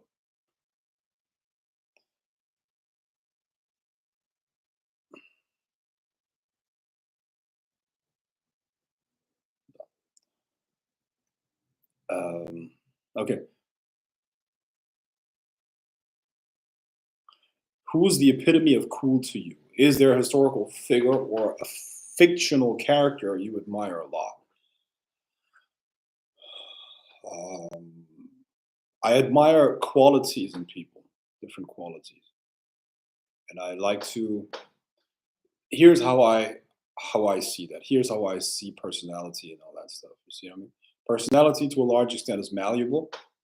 And what I do is I look at qualities of different people and then I emulate that specific quality. And based on that, I create my own personality, my own character, if that makes sense. Okay. So let's say there's a certain character that has proven bravery in their lives. Okay. Um, bravery, whatever. Like who represents bravery in my mind? That would be Napoleon or something like that, right? And in situations where I require bravery, I think about, okay, what would Napoleon do in this situation? And then I start thinking like Napoleon, and then I act like that. Okay, there's maybe somebody who's very good. Maybe there's intelligence that I admire in in a certain individual, right? So I think about, okay, how would that person act right now? Well, what would it feel like to be that person? And then I take on those qualities. You know, um, sometimes there's patience that I admire in an individual. Patience in somebody like whatever, or their ability to conquer. Genghis Khan. What would it be like to be Genghis Khan right now? Yeah. Like, how would Genghis Khan see the situation? Boom. Yeah. So your mind is so flexible. Your mind is so malleable, and your imagination allows you to experience an infinite amount of different universes. And You can use it to shape your experience, but also your personality. So, who's the epitome of cruelty? It's not one person. There's a combination of traits of different individuals. I think I'm pretty cool. I think in my book, I'm one of the coolest guys I know. Absolutely, one of the coolest guys I know. Like as a combination of it all. See what I mean? As a combination of it all. I'm not the tallest guy I know. I'm not the strongest guy I know. I'm not the most intelligent guy I know. I'm not the richest guy I know. I'm not the best looking guy I know. I'm not the you know most traveled guy I know. But I can tell you, like the combination of all of those things, I'm pretty dope. I'm actually very very dope. Pretty fucking cool. So I think I'm pretty cool. I like myself. I do, and I do like my life as well. I couldn't live like most people for real. I couldn't live like most people. It's fucked up, bro. Like there's no mission, no purpose, no none of that. Nothing. It's just going through the fucking motions. Oh, let's get married, and then we buy a house, and then be a tax slave for the rest of your days. Awesome. You're retarded, man. I swear. Okay. Um, this guy I met this week, I meant this week, tried to talk to me. He was cute and complimented me, but he was love bombing me. Came off as needy. It was a turn off. Mhm. Yeah.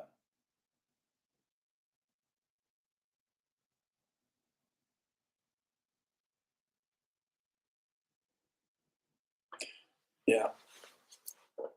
What's your take? Do you think that demonic noble royal bloodline is a thing and that some humans bear it? Yes, I do believe that. What is the underlying mechanism of a magical card? How do you access a specific card or even know that it is the right card for you?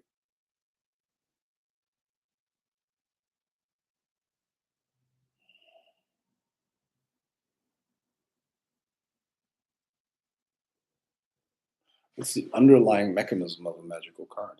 It's a we're talking about perception here. We're talking about frequencies of perception. So you connect to the current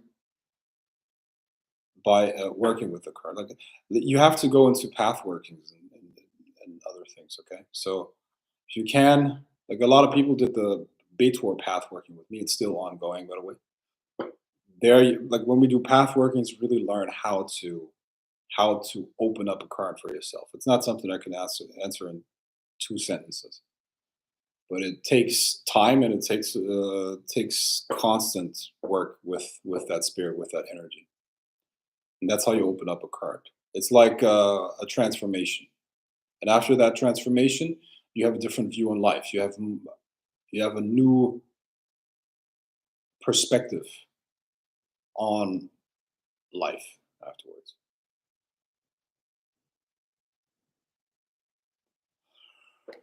I like Fonzie from Happy Days. What's that? Fonzie from Happy Days. Who's that? Fonzie. Happy Days. Fonzie.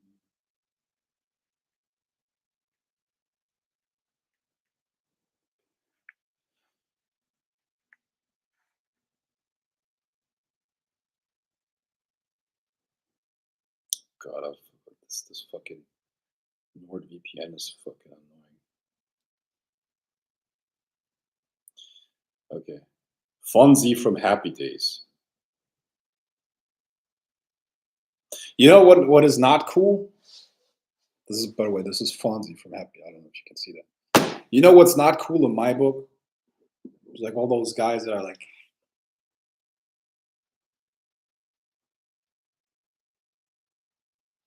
that's not cool. That is not cool.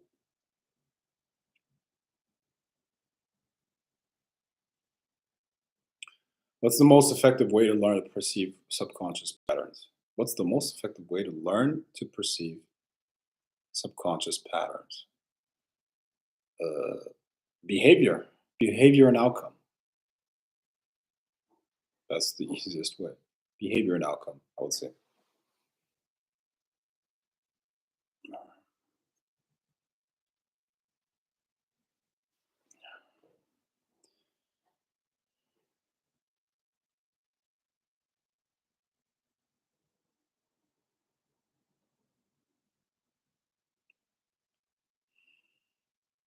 Let me think about that. What's the most effective way to learn to perceive subconscious patterns?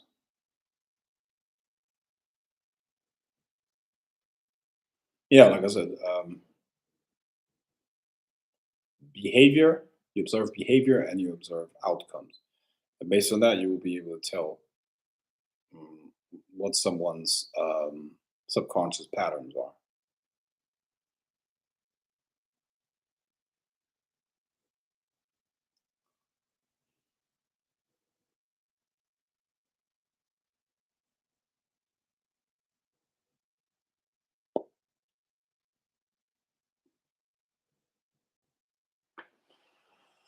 Man,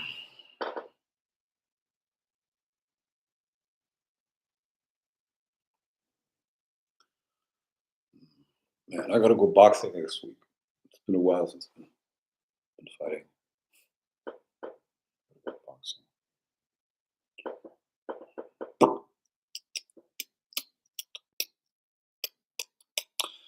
Yeah, last night I was out and I was talking to this guy at a bar, and fuck, he was so fucking strong, bro. I'm telling you. So yeah, I think he was when you said 20, 22, 23 or something like that, and that guy was fucking strong. So like, okay, let's do some arm wrestling. Fuck, and yeah, he beat me. But he's like he had arms that were like not normal, okay, not normal, like such like this big, bro. And yeah, I had to find it out. It was it was it was close, but he still beat me. But he was so strong. It's incredible. Put in everything, but yeah. So now I'm feeling kind of weak. Like fuck, that guy could beat me. That's not good. But then again, I mean, what fight is really decided by how well you arm wrestle, right? I would have kicked the shit out of him. Sure. Could I have knocked him out? Yes, probably. That's that wrist and forearm training. Yes. Yeah, he didn't he didn't look like he could. Uh, he looked like he had to do that a lot. Absolutely. Yeah, for sure.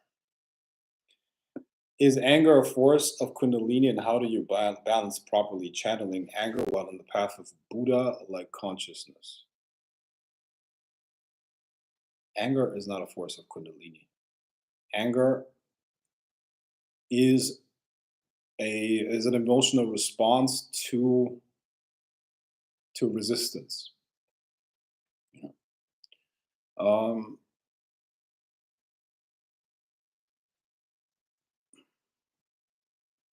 how do you balance properly challenging anger while on the path of Buddha like consciousness? Well, you don't make the mundane spiritual, and you don't make the spiritual mundane. You got to separate the two, at least in your daily life. It makes things way too complicated and inefficient if you try to bring a spiritual perspective into every single little thing. Okay. Why would I look?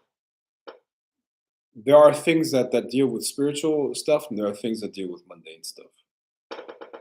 Now, when we're talking about spirituality, a lot of people make the mistake of trying to live the life of a saint in a world of duality, which is not possible. You're here in duality in a 3D world. You live amongst animals. Right? I'm not just talking about the animals of the wild. I'm talking about your neighbor, your fellow humans. They're animals. We are a predatory species. The most scary predator is mankind. Okay, so and you're going to start trying to live as a Buddha amongst humans. That's a stupid idea. Stupid. It's self-destructive and it's going to kill you. Remember what they do to their prophets. They kill their prophets. You understand that? The prophets are the first ones that get killed.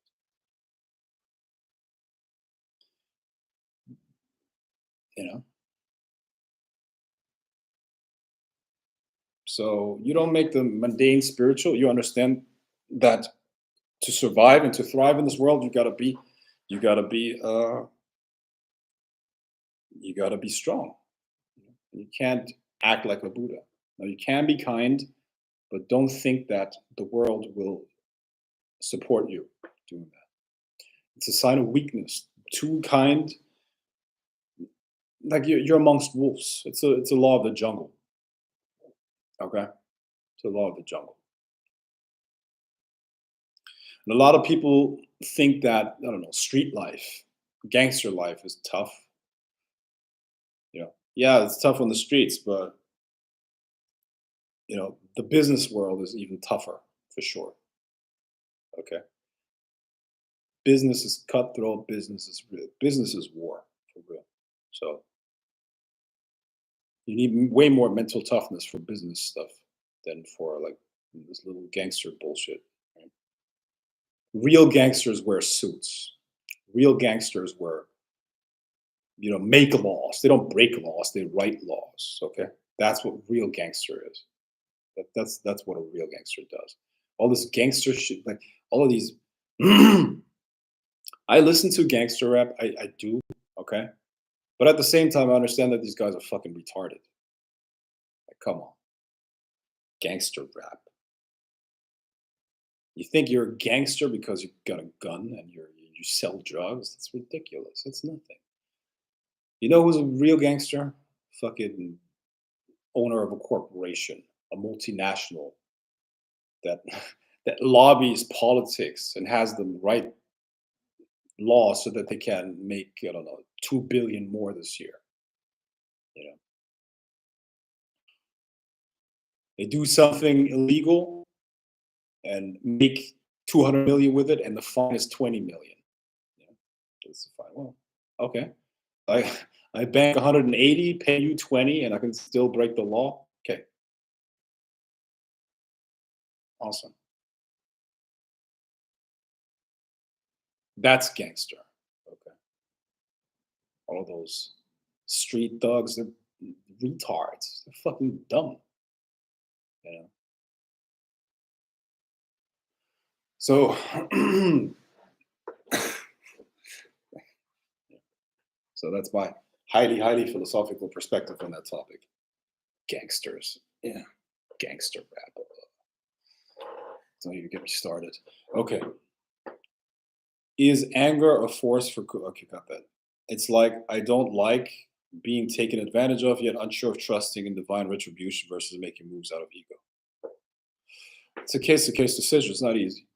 It's a case to case decision. I work with in an aggressive environment. I try to be kind, but I had to get aggressive because that the language they understand.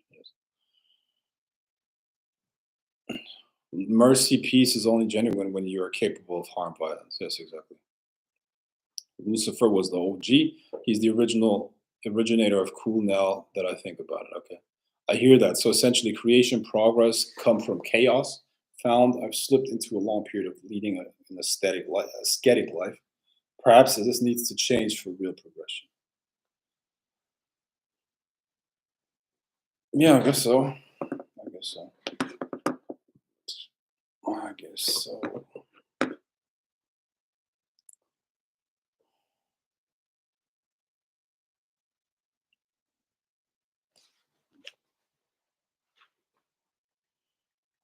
Man, I need to order some food, bro.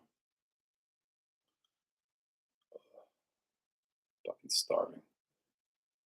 Yeah. Okay, so you got more questions, guys? Let's go. Um, dirty water. Yep.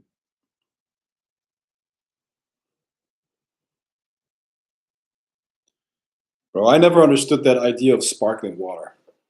Anyone does anyone here like sparkling water? I hate sparkling water. It's um, it's the most unnecessary shit that I've ever seen.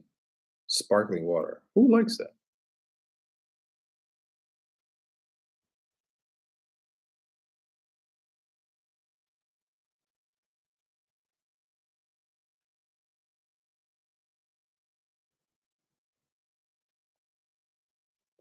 Yeah.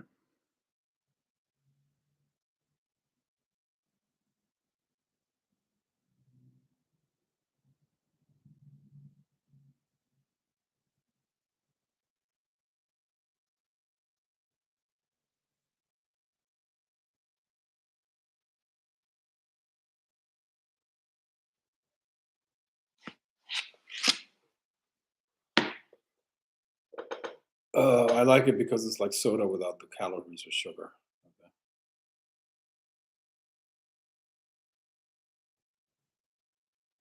Okay. Elon Musk is gangster. If he can get to Mars, he could really own Mars, and he has so much money he can control. He control anything. Elon Musk is owned by the world. Elon Musk can't do shit. Elon Musk is a slave. What can Elon Musk really do?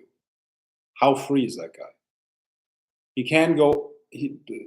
Elon Musk. If there was a video, if there was a video where he cusses someone out, which everybody does, everybody gets mad, everybody says shit sometimes, everybody says things that are not politically correct. What if, oh my God, God forbid, Elon Musk says something racist? Everybody says racist shit from time to time. Come on. Have you said some racist shit in the last 2 weeks? 100%. Because everybody fucking does, okay? Doesn't mean you're a bad person. It just happens. Some shit slips or whatever, right? Boom. Now, nobody gives a fuck if you say some racist shit, right? Elon Musk, imagine a video coming out where Elon Musk says something racist or sexist or homophobic or whatever. Fuck. Imagine what would happen. People would be like, "Oh, he's got to sell his stock in this and that and the other." And companies would be like, "Oh, we don't want to be associated with that guy anymore." Blah blah blah blah. Okay, you're telling me Elon Musk runs shit? Elon Musk is owned by the world. Okay, they can destroy him very very easily. What if he gets seduced by a woman?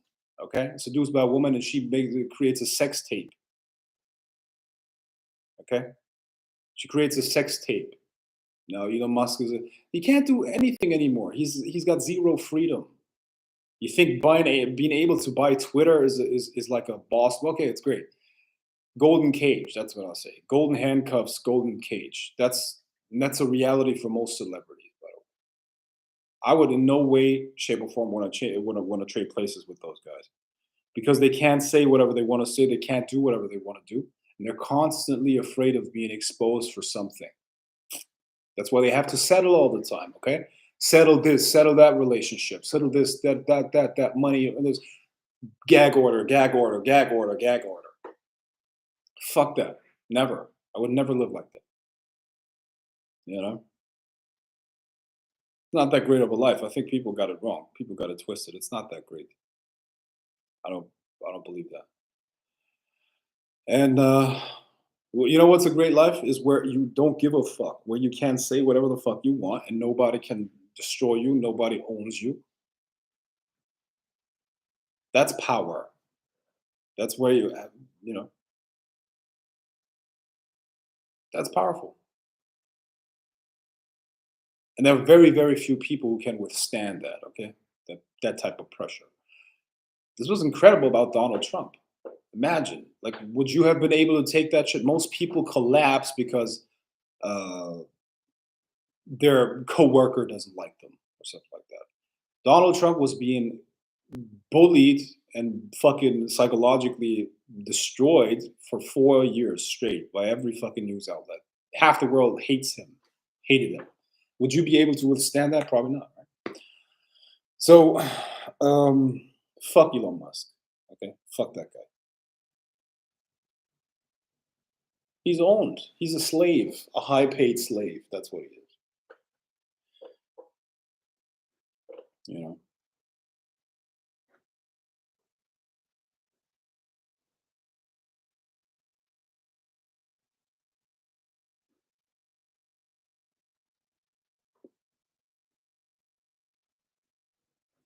Maybe people are going to think I'm stupid, but I question if Musk is 100% human.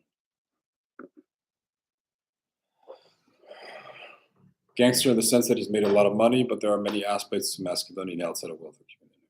I'm not sure if I asked this question before, but is personal wealth also reflected in one's afterlife? Not necessarily. So, in this dualistic paradigm, the demonic should be worked with for balance. I work as a balance of security, though, so angelic forces have been the go to maintain calm and order each shift.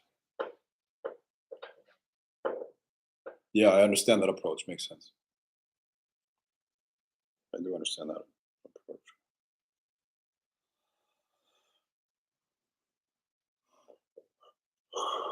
All right. Um, Give me 1 second, guys. I gotta order food here. Gotta order some food. Where's the food, fam? Where's the food, fam?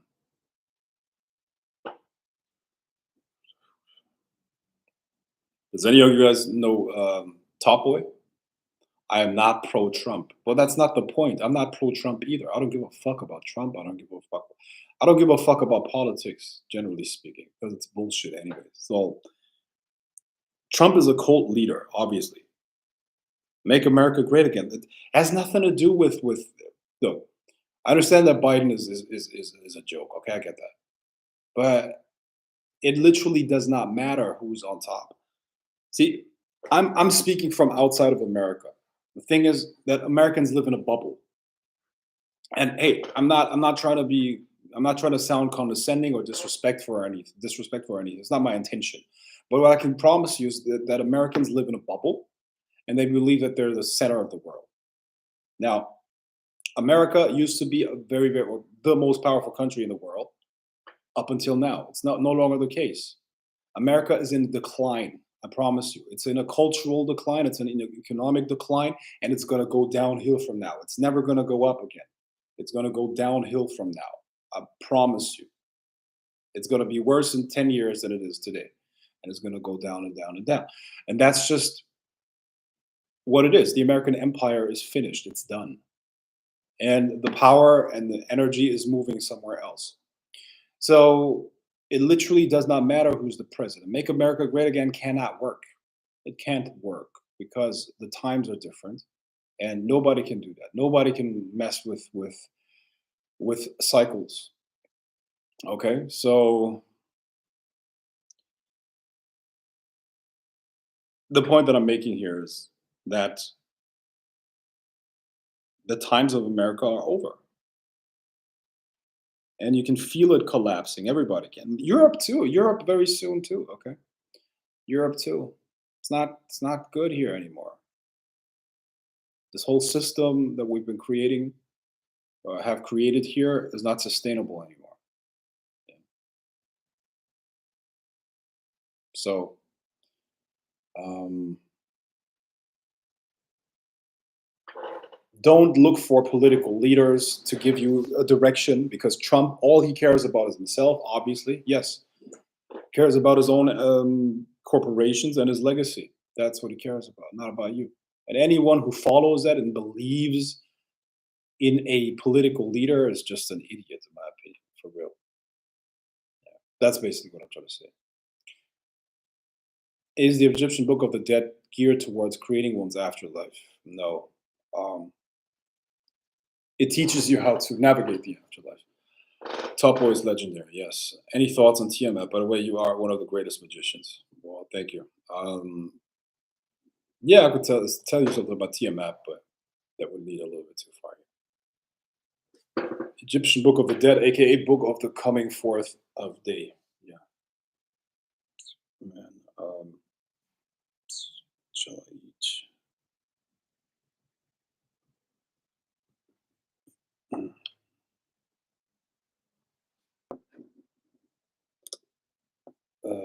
fuck politics, no matter where they come from. Yeah.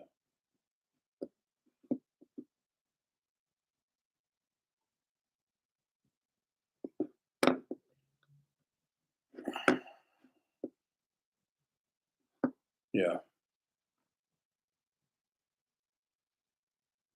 Democracy is also not real, but I think everybody knows that, right? So, um, yeah.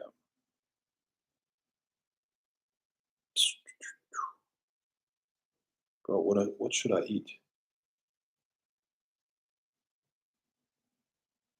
Need to order food.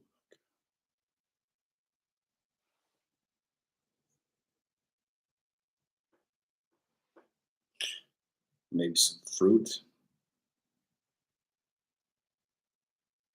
Bro, I don't even remember the last time I had an apple, bro. It's been such a long time. Ah, fuck,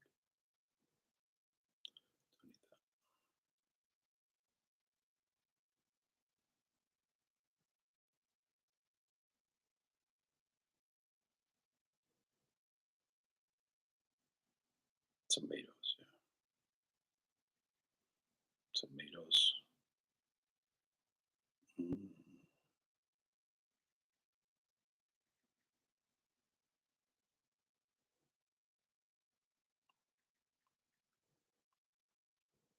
Pesto rosso. Pesto rosso. Okay. Okay.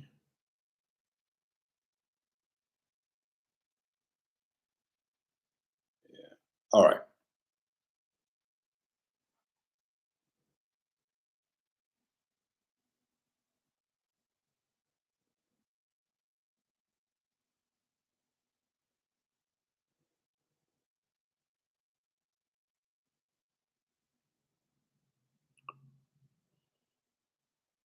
Do you guys have Chipotle in Germany? Yes.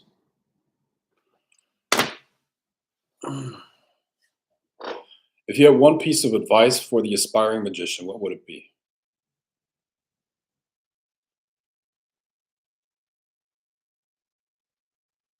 Um, be organized. Be organized. That's the most important thing. The more organized you are, the better you will progress, for sure. And use magic to enhance other aspects of your life. Don't be don't be a stupid ass hippie or alternative guy like all this. I don't know, man. In my book, in my opinion, most people that practice magic, or sorry, that's overstating it, but a lot of people that practice magic, they turn into these weirdos, bro. They turn into real weirdos. I don't know why that is. My assumption is, or my theory on that is that they were weirdos in the first place, and they're using magic as an excuse for a weird lifestyle.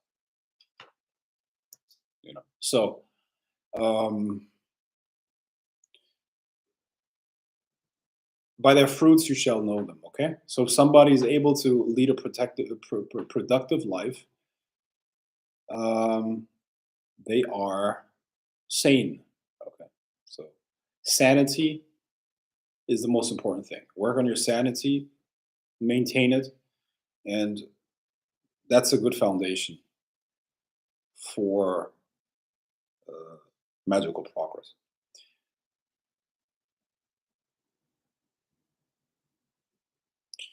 As a woman, I have a hard time finding female role models to emulate. Anyone you have in mind you think is badass, I usually resort to male figures. Um, you should, in my opinion, okay, in my opinion, you should find a man that you admire, and you should, and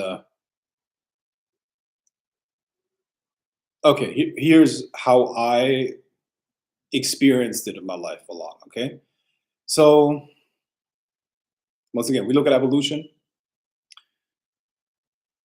and even personality profiles. Men are more individualistic than females. Okay, so since men are more individualistic, generally speaking, once again, okay, there's a certain tendency to create lifestyles, if you will. Okay, start certain lifestyles, create lifestyles. Women are way have a tendency to be way more. Um, what's the word? Um, trying to be likable, trying to fit in, and so on and so forth. Okay, so what works best in my own life? I'm not saying that it works for everybody else, but it works best if the woman admires her boyfriend, husband, whatever, her partner. She has to look up to you, and then automatically she will emulate you. She will become a female version of you. That's what happens automatically. Okay? And what works best for me is if the woman admires me and then she emulates me. She tries to do the things that I do. She tries to become like me. And this is also, by the way, when you start. This is how you can see a relationship ending. You will see that. I was for oh, since 2016. I've never been. Yeah, 2016. I've never been surprised about an ending relationship anymore. I'm not surprised, never, because I can see the signs. It usually look if she starts disagreeing with you a lot, okay, and she doesn't respect your opinion anymore, then it's already on the way out. Okay, so I tell you, I don't even know if I should go into detail here, but you can see that in the communication, okay, where she doesn't accept what you said anymore for the truth. And she starts questioning your truth. She starts questioning your truth all the time. That's not good. That's not how it can work. So as long as she respects you and emulates you, it works very well. She has to want to become a female version of you. Once that is over, and when she doesn't do that anymore, the relationship is about to end. Okay. So I mean that's the recommendation that I would give you. Find a guy that you respect, want to be, get in a relationship with him, and emulate him, become like him. And you will want to do that naturally. If you truly respect him, you will want to do that naturally. You will want to become like him.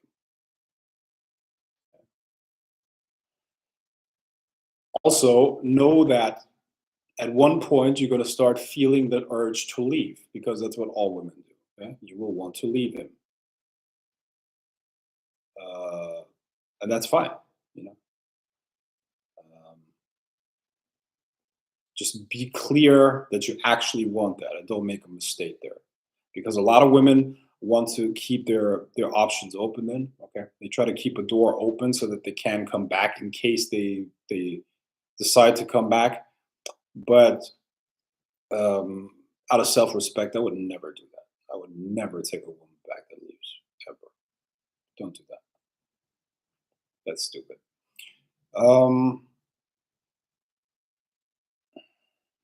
what are your thoughts about brain entrainment? I use it a lot. Frank, do you think Cleopatra was a bad bitch? I heard she could seduce anybody but Octavian. She used magic to get ahead, and they said she's very brilliant. Whatever. I don't know. Cleopatra.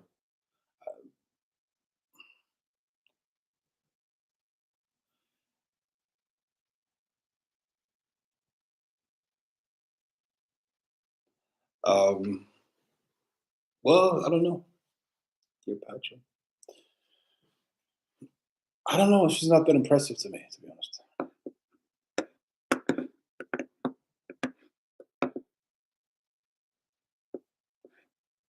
Besides that, I mean, I heard she could seduce anybody but Octavian. What does it mean to seduce somebody? Get the guy to sleep with you? How hard is that really? For a woman that is decent looking, how hard is it for a woman to get a man to sleep with you? Like, really? I mean, it's slightly harder than stealing a lollipop from a baby.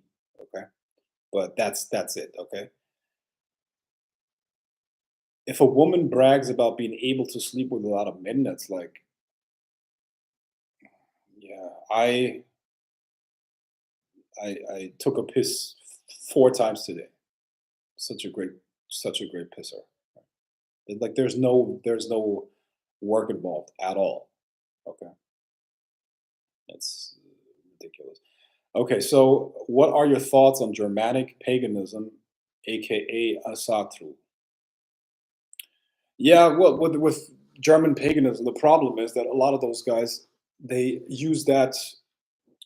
You know the history of Germany, right? So the Nazis were very much into Germanic paganism, and what you will find is that a lot of people mix that. There's kind of like a revival going on right now with these with Germanic paganism coming back, but usually those people are also involved with kind of like right wing activities and their and shit like that. So right wing actually means like neo-Nazi activities.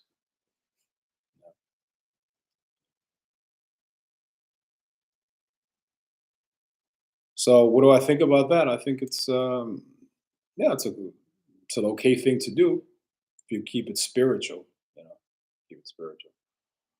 But most of those people are not spiritual. It's like code. You see a lot of those guys wear Thor's hammer or whatever. It's like code for I'm a neo-Nazi. I just don't have the balls to tell anyone. And I want to keep the country white or whatever. Shit like that.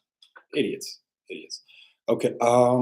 Cleopatra was a product of incest. So how hot was she really? Bro, Cleopatra, you know those guys that can use the bones of dead people and they can like reconstruct the face. Hold on, let me see.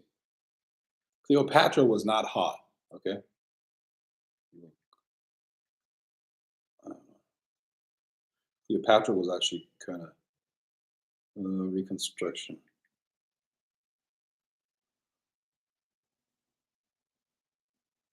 Scary.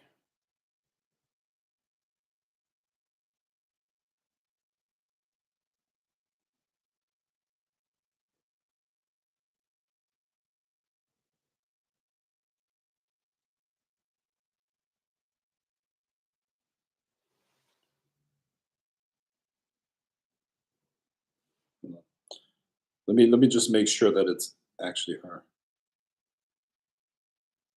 Yeah. So this is what Cleopatra actually looked like. Is that hot? I don't know. So,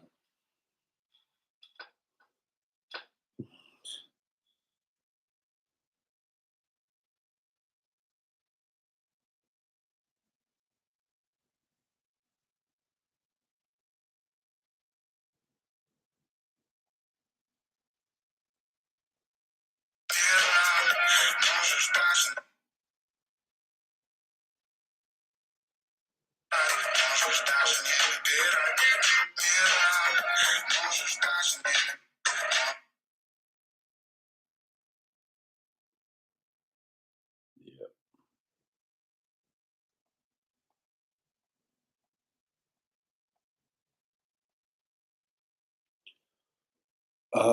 Okay.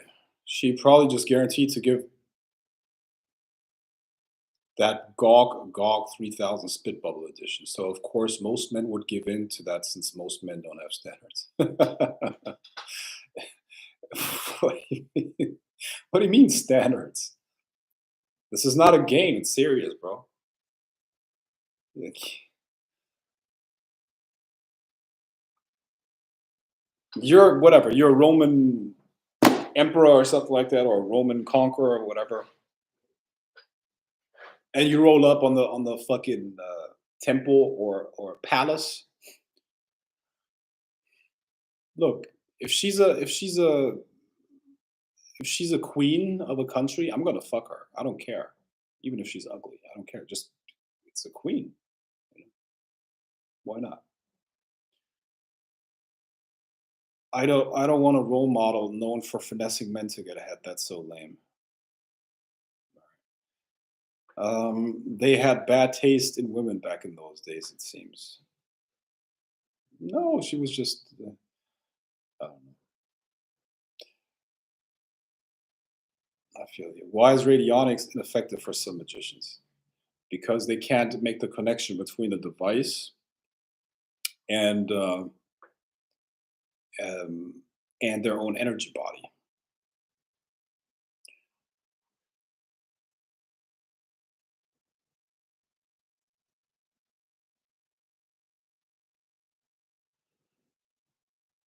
I'm time traveling in my mind to see if Cleopatra was hot for her day and time. No, she wasn't. Definitely not. It is true though. I mean, they made some reconstructions from 8,000 years ago, and people were definitely uglier back then. Women looked way more masculine, and that's probably because life was much harder. You know? Hold on. Reconstruction. Uh,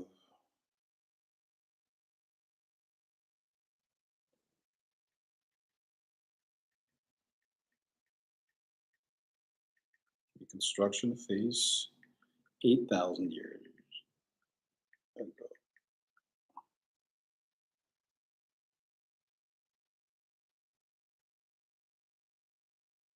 This was a teenage girl from 9,000 years ago, bro. A teenage girl 9,000 years ago. You would have taken that bitch on a date?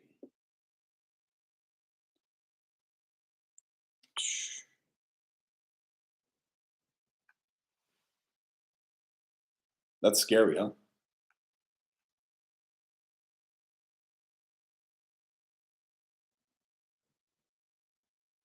Yeah. That's what teenage girls looked like 9,000 years ago. Let me see.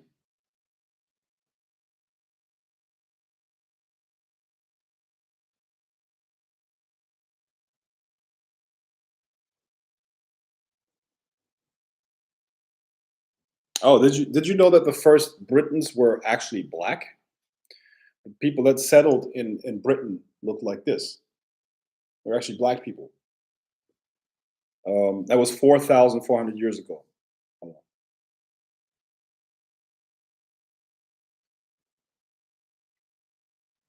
on.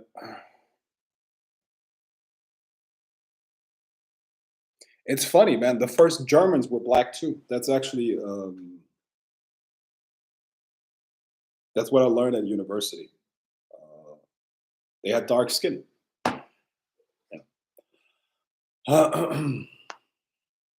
About 25% of what is considered hot today isn't at all without makeup. Um, I would say that's more like 80%. 90%, 80, 90%. Yeah, it's funny, man. All of these girls that think they're hot, they say it's like they give themselves a number or they rate themselves based on the makeup that they wear. Right? It's funny, man. You know, and it's crazy what they can do with makeup, right? It's insane, bro. It's insane what they can do with makeup. But without makeup, they're like at least four numbers or three, four numbers lower. It's like puffy eyes and like, it's weird. There are very, very few women that are tens without makeup. I know a couple. I know a couple. Um,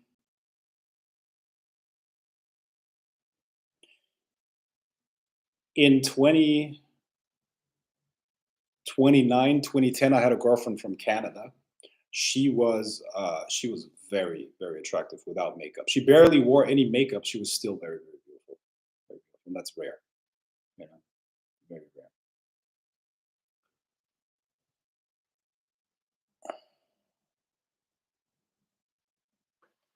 All right. So Frank, she had the most powerful men under her thumb was Helen of Troy. Real, if that was, she had to be a bad bitch to cause years of war. Yeah. All right.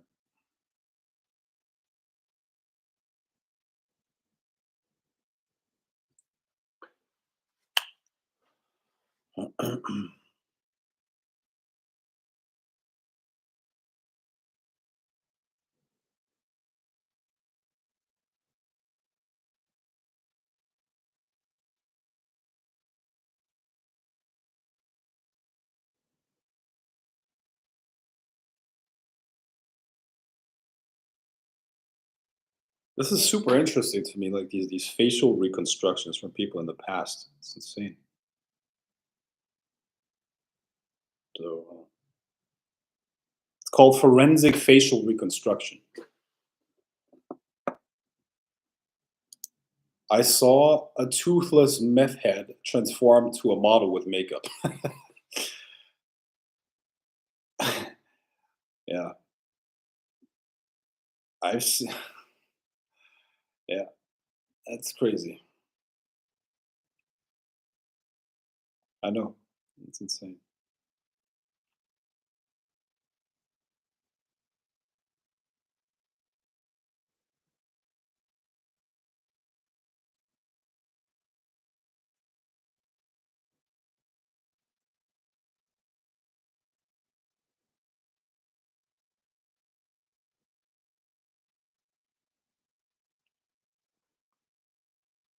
This is what Neanderthals look like. This is a Neanderthal woman. Pretty, huh? Neanderthal woman.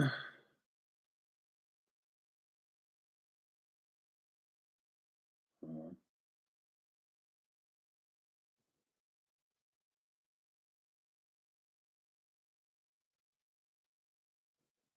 this was a Cro-Magnon man, then around between 10 to 30,000 years ago. Mhm. Interesting.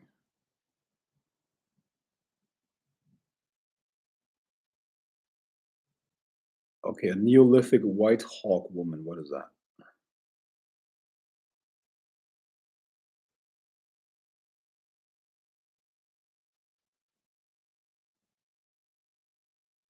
Wow.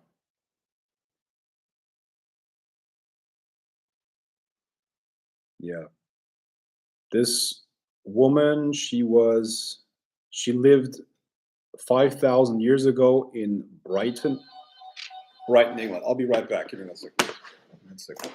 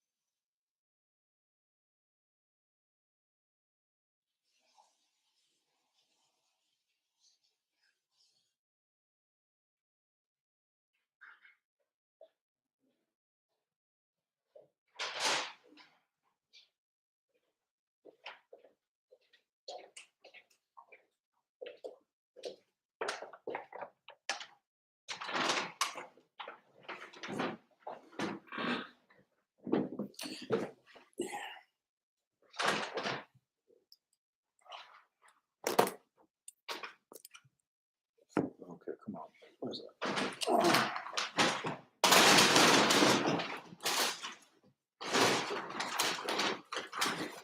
Oh.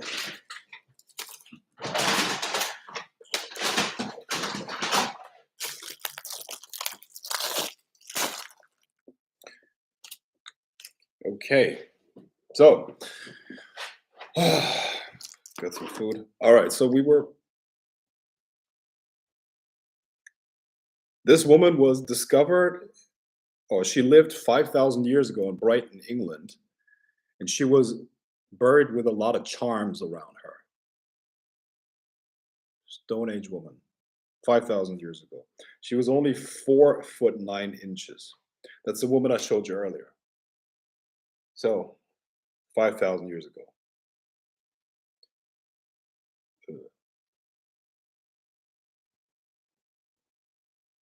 That's a guy from 2,500 years ago, Anglo-Saxon male. That's super interesting. It's really interesting. Okay. I know this coworker. She's the black version of Aphrodite. Every man I work in the casino was obsessed with her. Even my Uber driver was in love with her. All of her family was blessed with beauty. Yeah, that's good.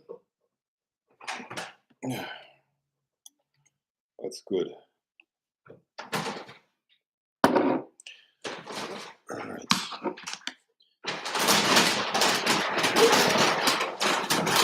Pellegrino.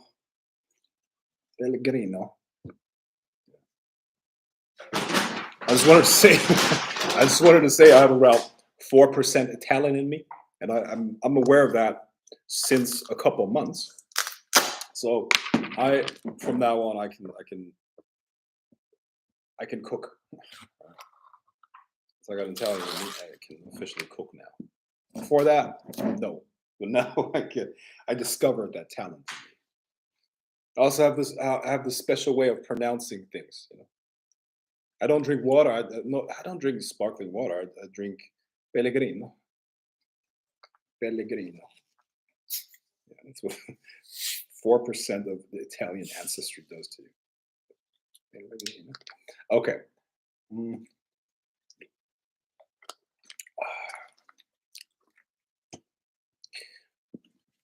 All right. Hey Frank, how can we start dream journaling if we're forgetting our dreams immensely upon waking up?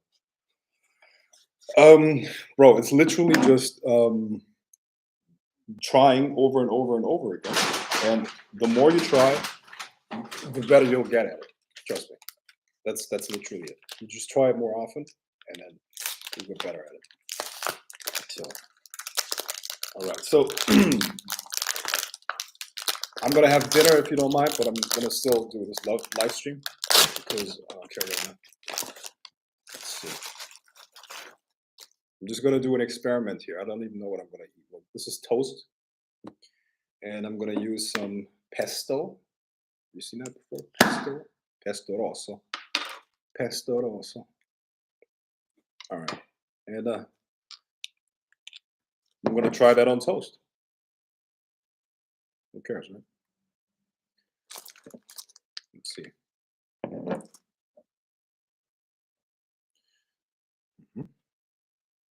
Now, get some cheese. See how that tastes. I'll let you know how that tastes. Is having astral sex just as serious as having sex on the physical? Like, does it build cords? Not as strongly, but yes, it does build cords. It does build cords. So, and now I'm gonna try some mayonnaise on top of it.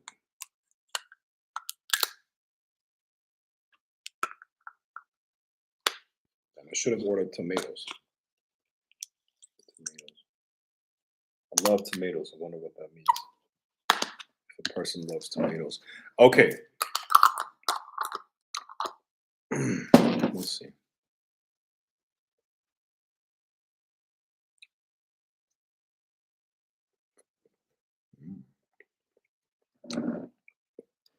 This is good. Really good. Mm,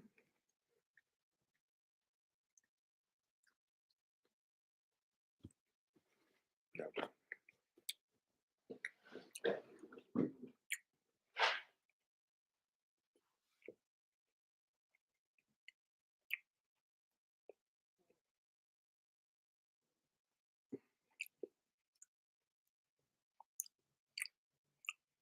Yeah. So astral sex. That's a good topic. You can seduce somebody. You can do psychic seduction purely by imagining having sex with that person. The important thing is that you use physical touch. Physical touch, the imagination of physical touch and actually touching that person is very, very important.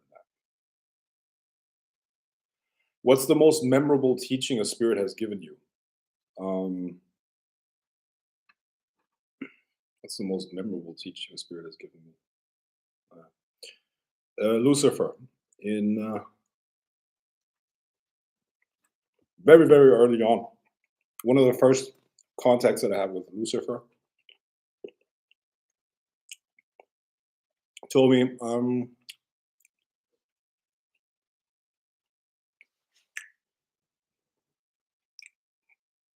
all the blocks that you're experiencing are within yourself. Um,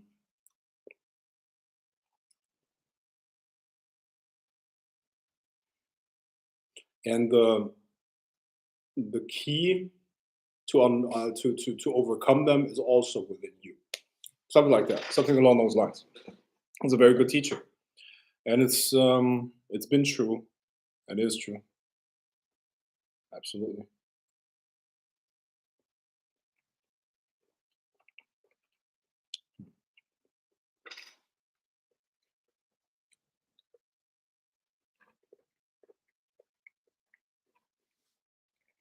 See,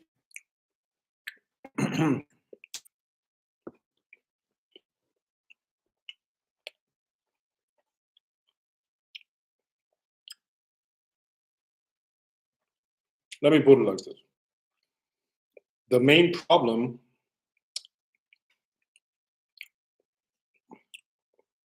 that we have when it comes to our understanding of life is that we experience it in time. Yeah? Time is the thing that time is the number one obstacle that we have to our insight and our understanding. Why? Because we experience things in a sequence of events, right? Um, but in order to have a full picture and to have a real understanding of things, you usually have to go into timelessness. So when people, for instance, take entheogens are basically chemicals or plants that help you understand things. Um, they have this incredible experience, but it's for a very short amount of time, and then they come back. And inside of that other state, triggered by the plant, they can experience and perceive things outside of space and time. So they have access to all of this understanding, right? And then they come back, but they can't apply that. They can't apply the teachings and the messages in normal reality because here we deal with time. Here we deal with restriction. It's Saturn. Okay,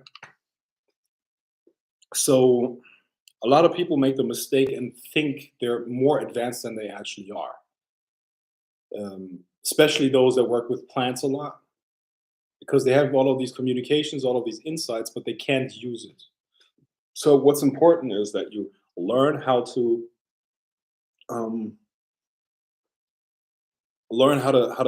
deal with the conditions here and go get a teaching, get some understanding from the spirit, and then apply it in real life, in real time, in the physical universe. And that's real understanding. And this is how you actually grow and gain understanding. Because just because I understand something theoretically doesn't mean I really understand it. Because what you really want is you have to have a theoretical understanding but you also want to be able to change the world with it. Yeah. So that's what is very important and very underestimated by a lot of people. What's the most memorable teaching a spirit has given you? Okay, that was for that question. Okay, Gabrielle Lawrence just got here. Sorry if I repeat someone's question. How can one escape samsara? That's it. That is, if samsara is even a thing. Yeah, for that, I can't answer that in a couple of questions. Sorry, couple. I can't answer that in a couple of sentences. The best thing that you could do is really join that path working. You will learn it there.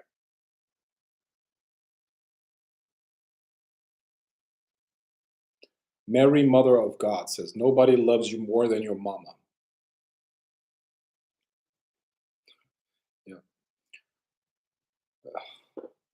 that's true. I was in a dream surrounded by incubus. I woke up with a cord from my off and on again, friends with benefits. I realized he was fantasizing about me while watching porn. It caused that incident. Okay.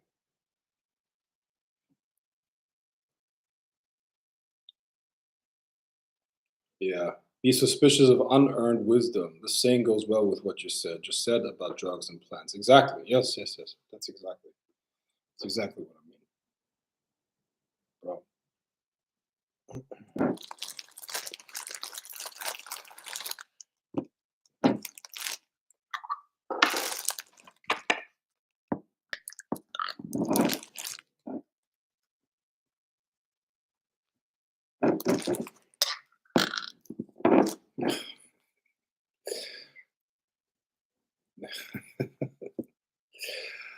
Oh man.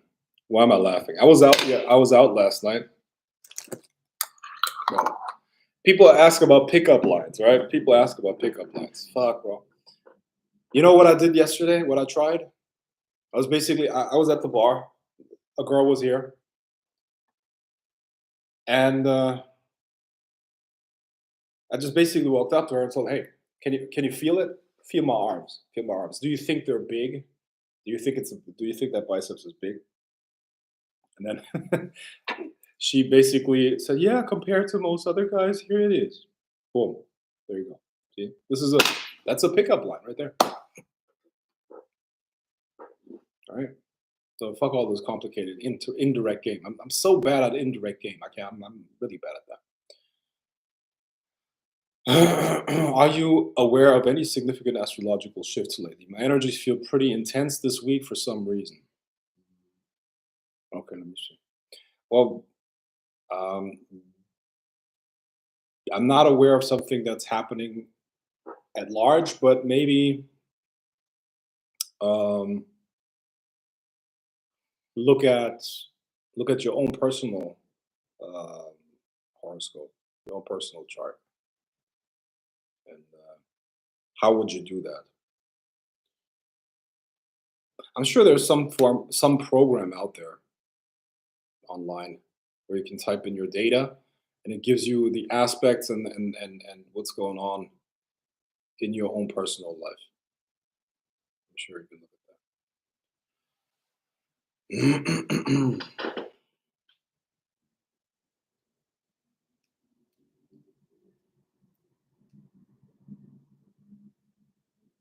Yeah, keep going.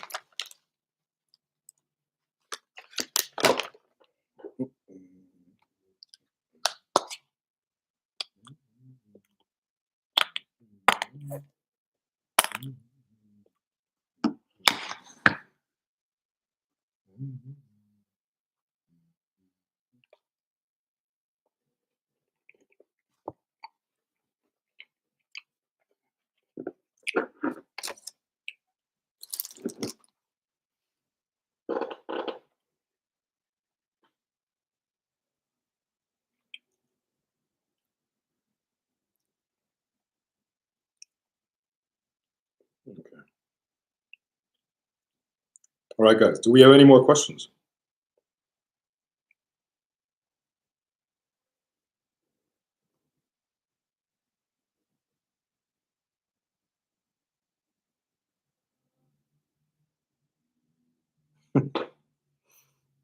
What is this shit? Oh,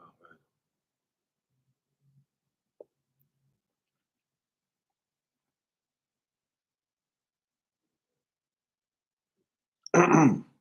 Look at this. Tinder. Can you see that? Boom. That's a profile picture on Tinder. Doesn't even tell you. She doesn't even tell you who, which one, right? Doesn't even tell you which one. Which I'm assuming the the worse is the actual profile, and she just took a picture with a friend so she can pretend that's her ass. Right? But I still want to find out, so I'm gonna swipe right. Boom.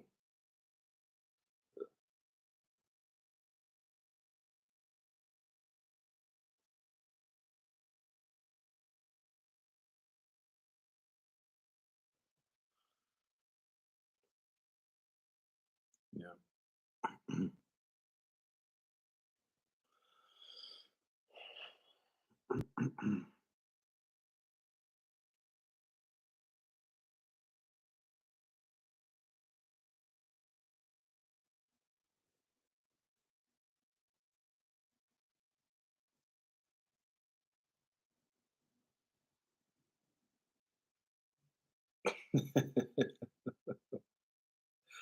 Oh shit.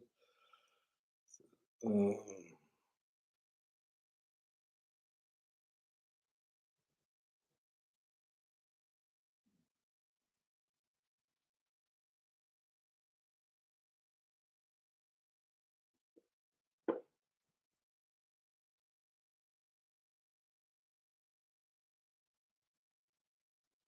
all right. Butt pics are yes, absolutely. Where your astral body goes when you die. Join the path working. Join the path working. We still got a couple of spots, but time's running out. Okay. Gotta be on there. All right. It feels like Mercury for me because two different bus drivers skipped my stuff. Frank was the coolest thing. What's the coolest thing you ever did while lucid dreaming?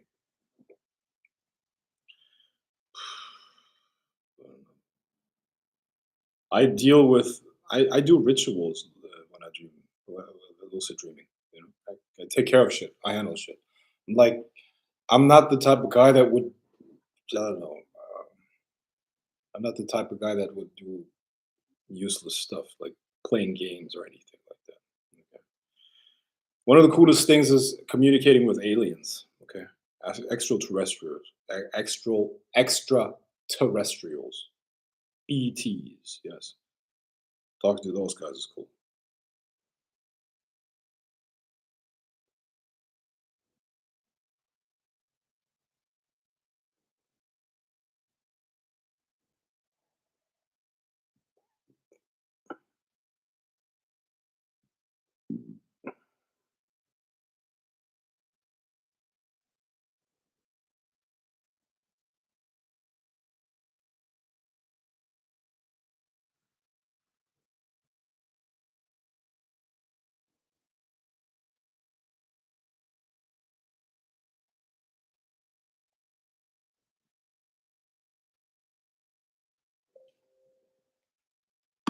All right, come.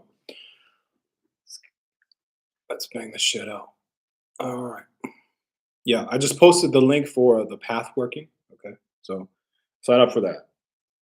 I'm going to afford the path working without touching my money magnet account in 5 to 7 days for sure. Okay, cool. That's good. 5 to 7 days. All right. Yep. That's still. Uh, that's still within limits.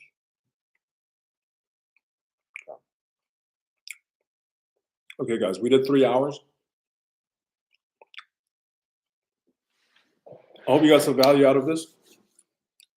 Be on the path working if you can in any way, shape, or form. It's not coming back. I'm never doing things twice, and very soon I'm not even going to be available anymore. So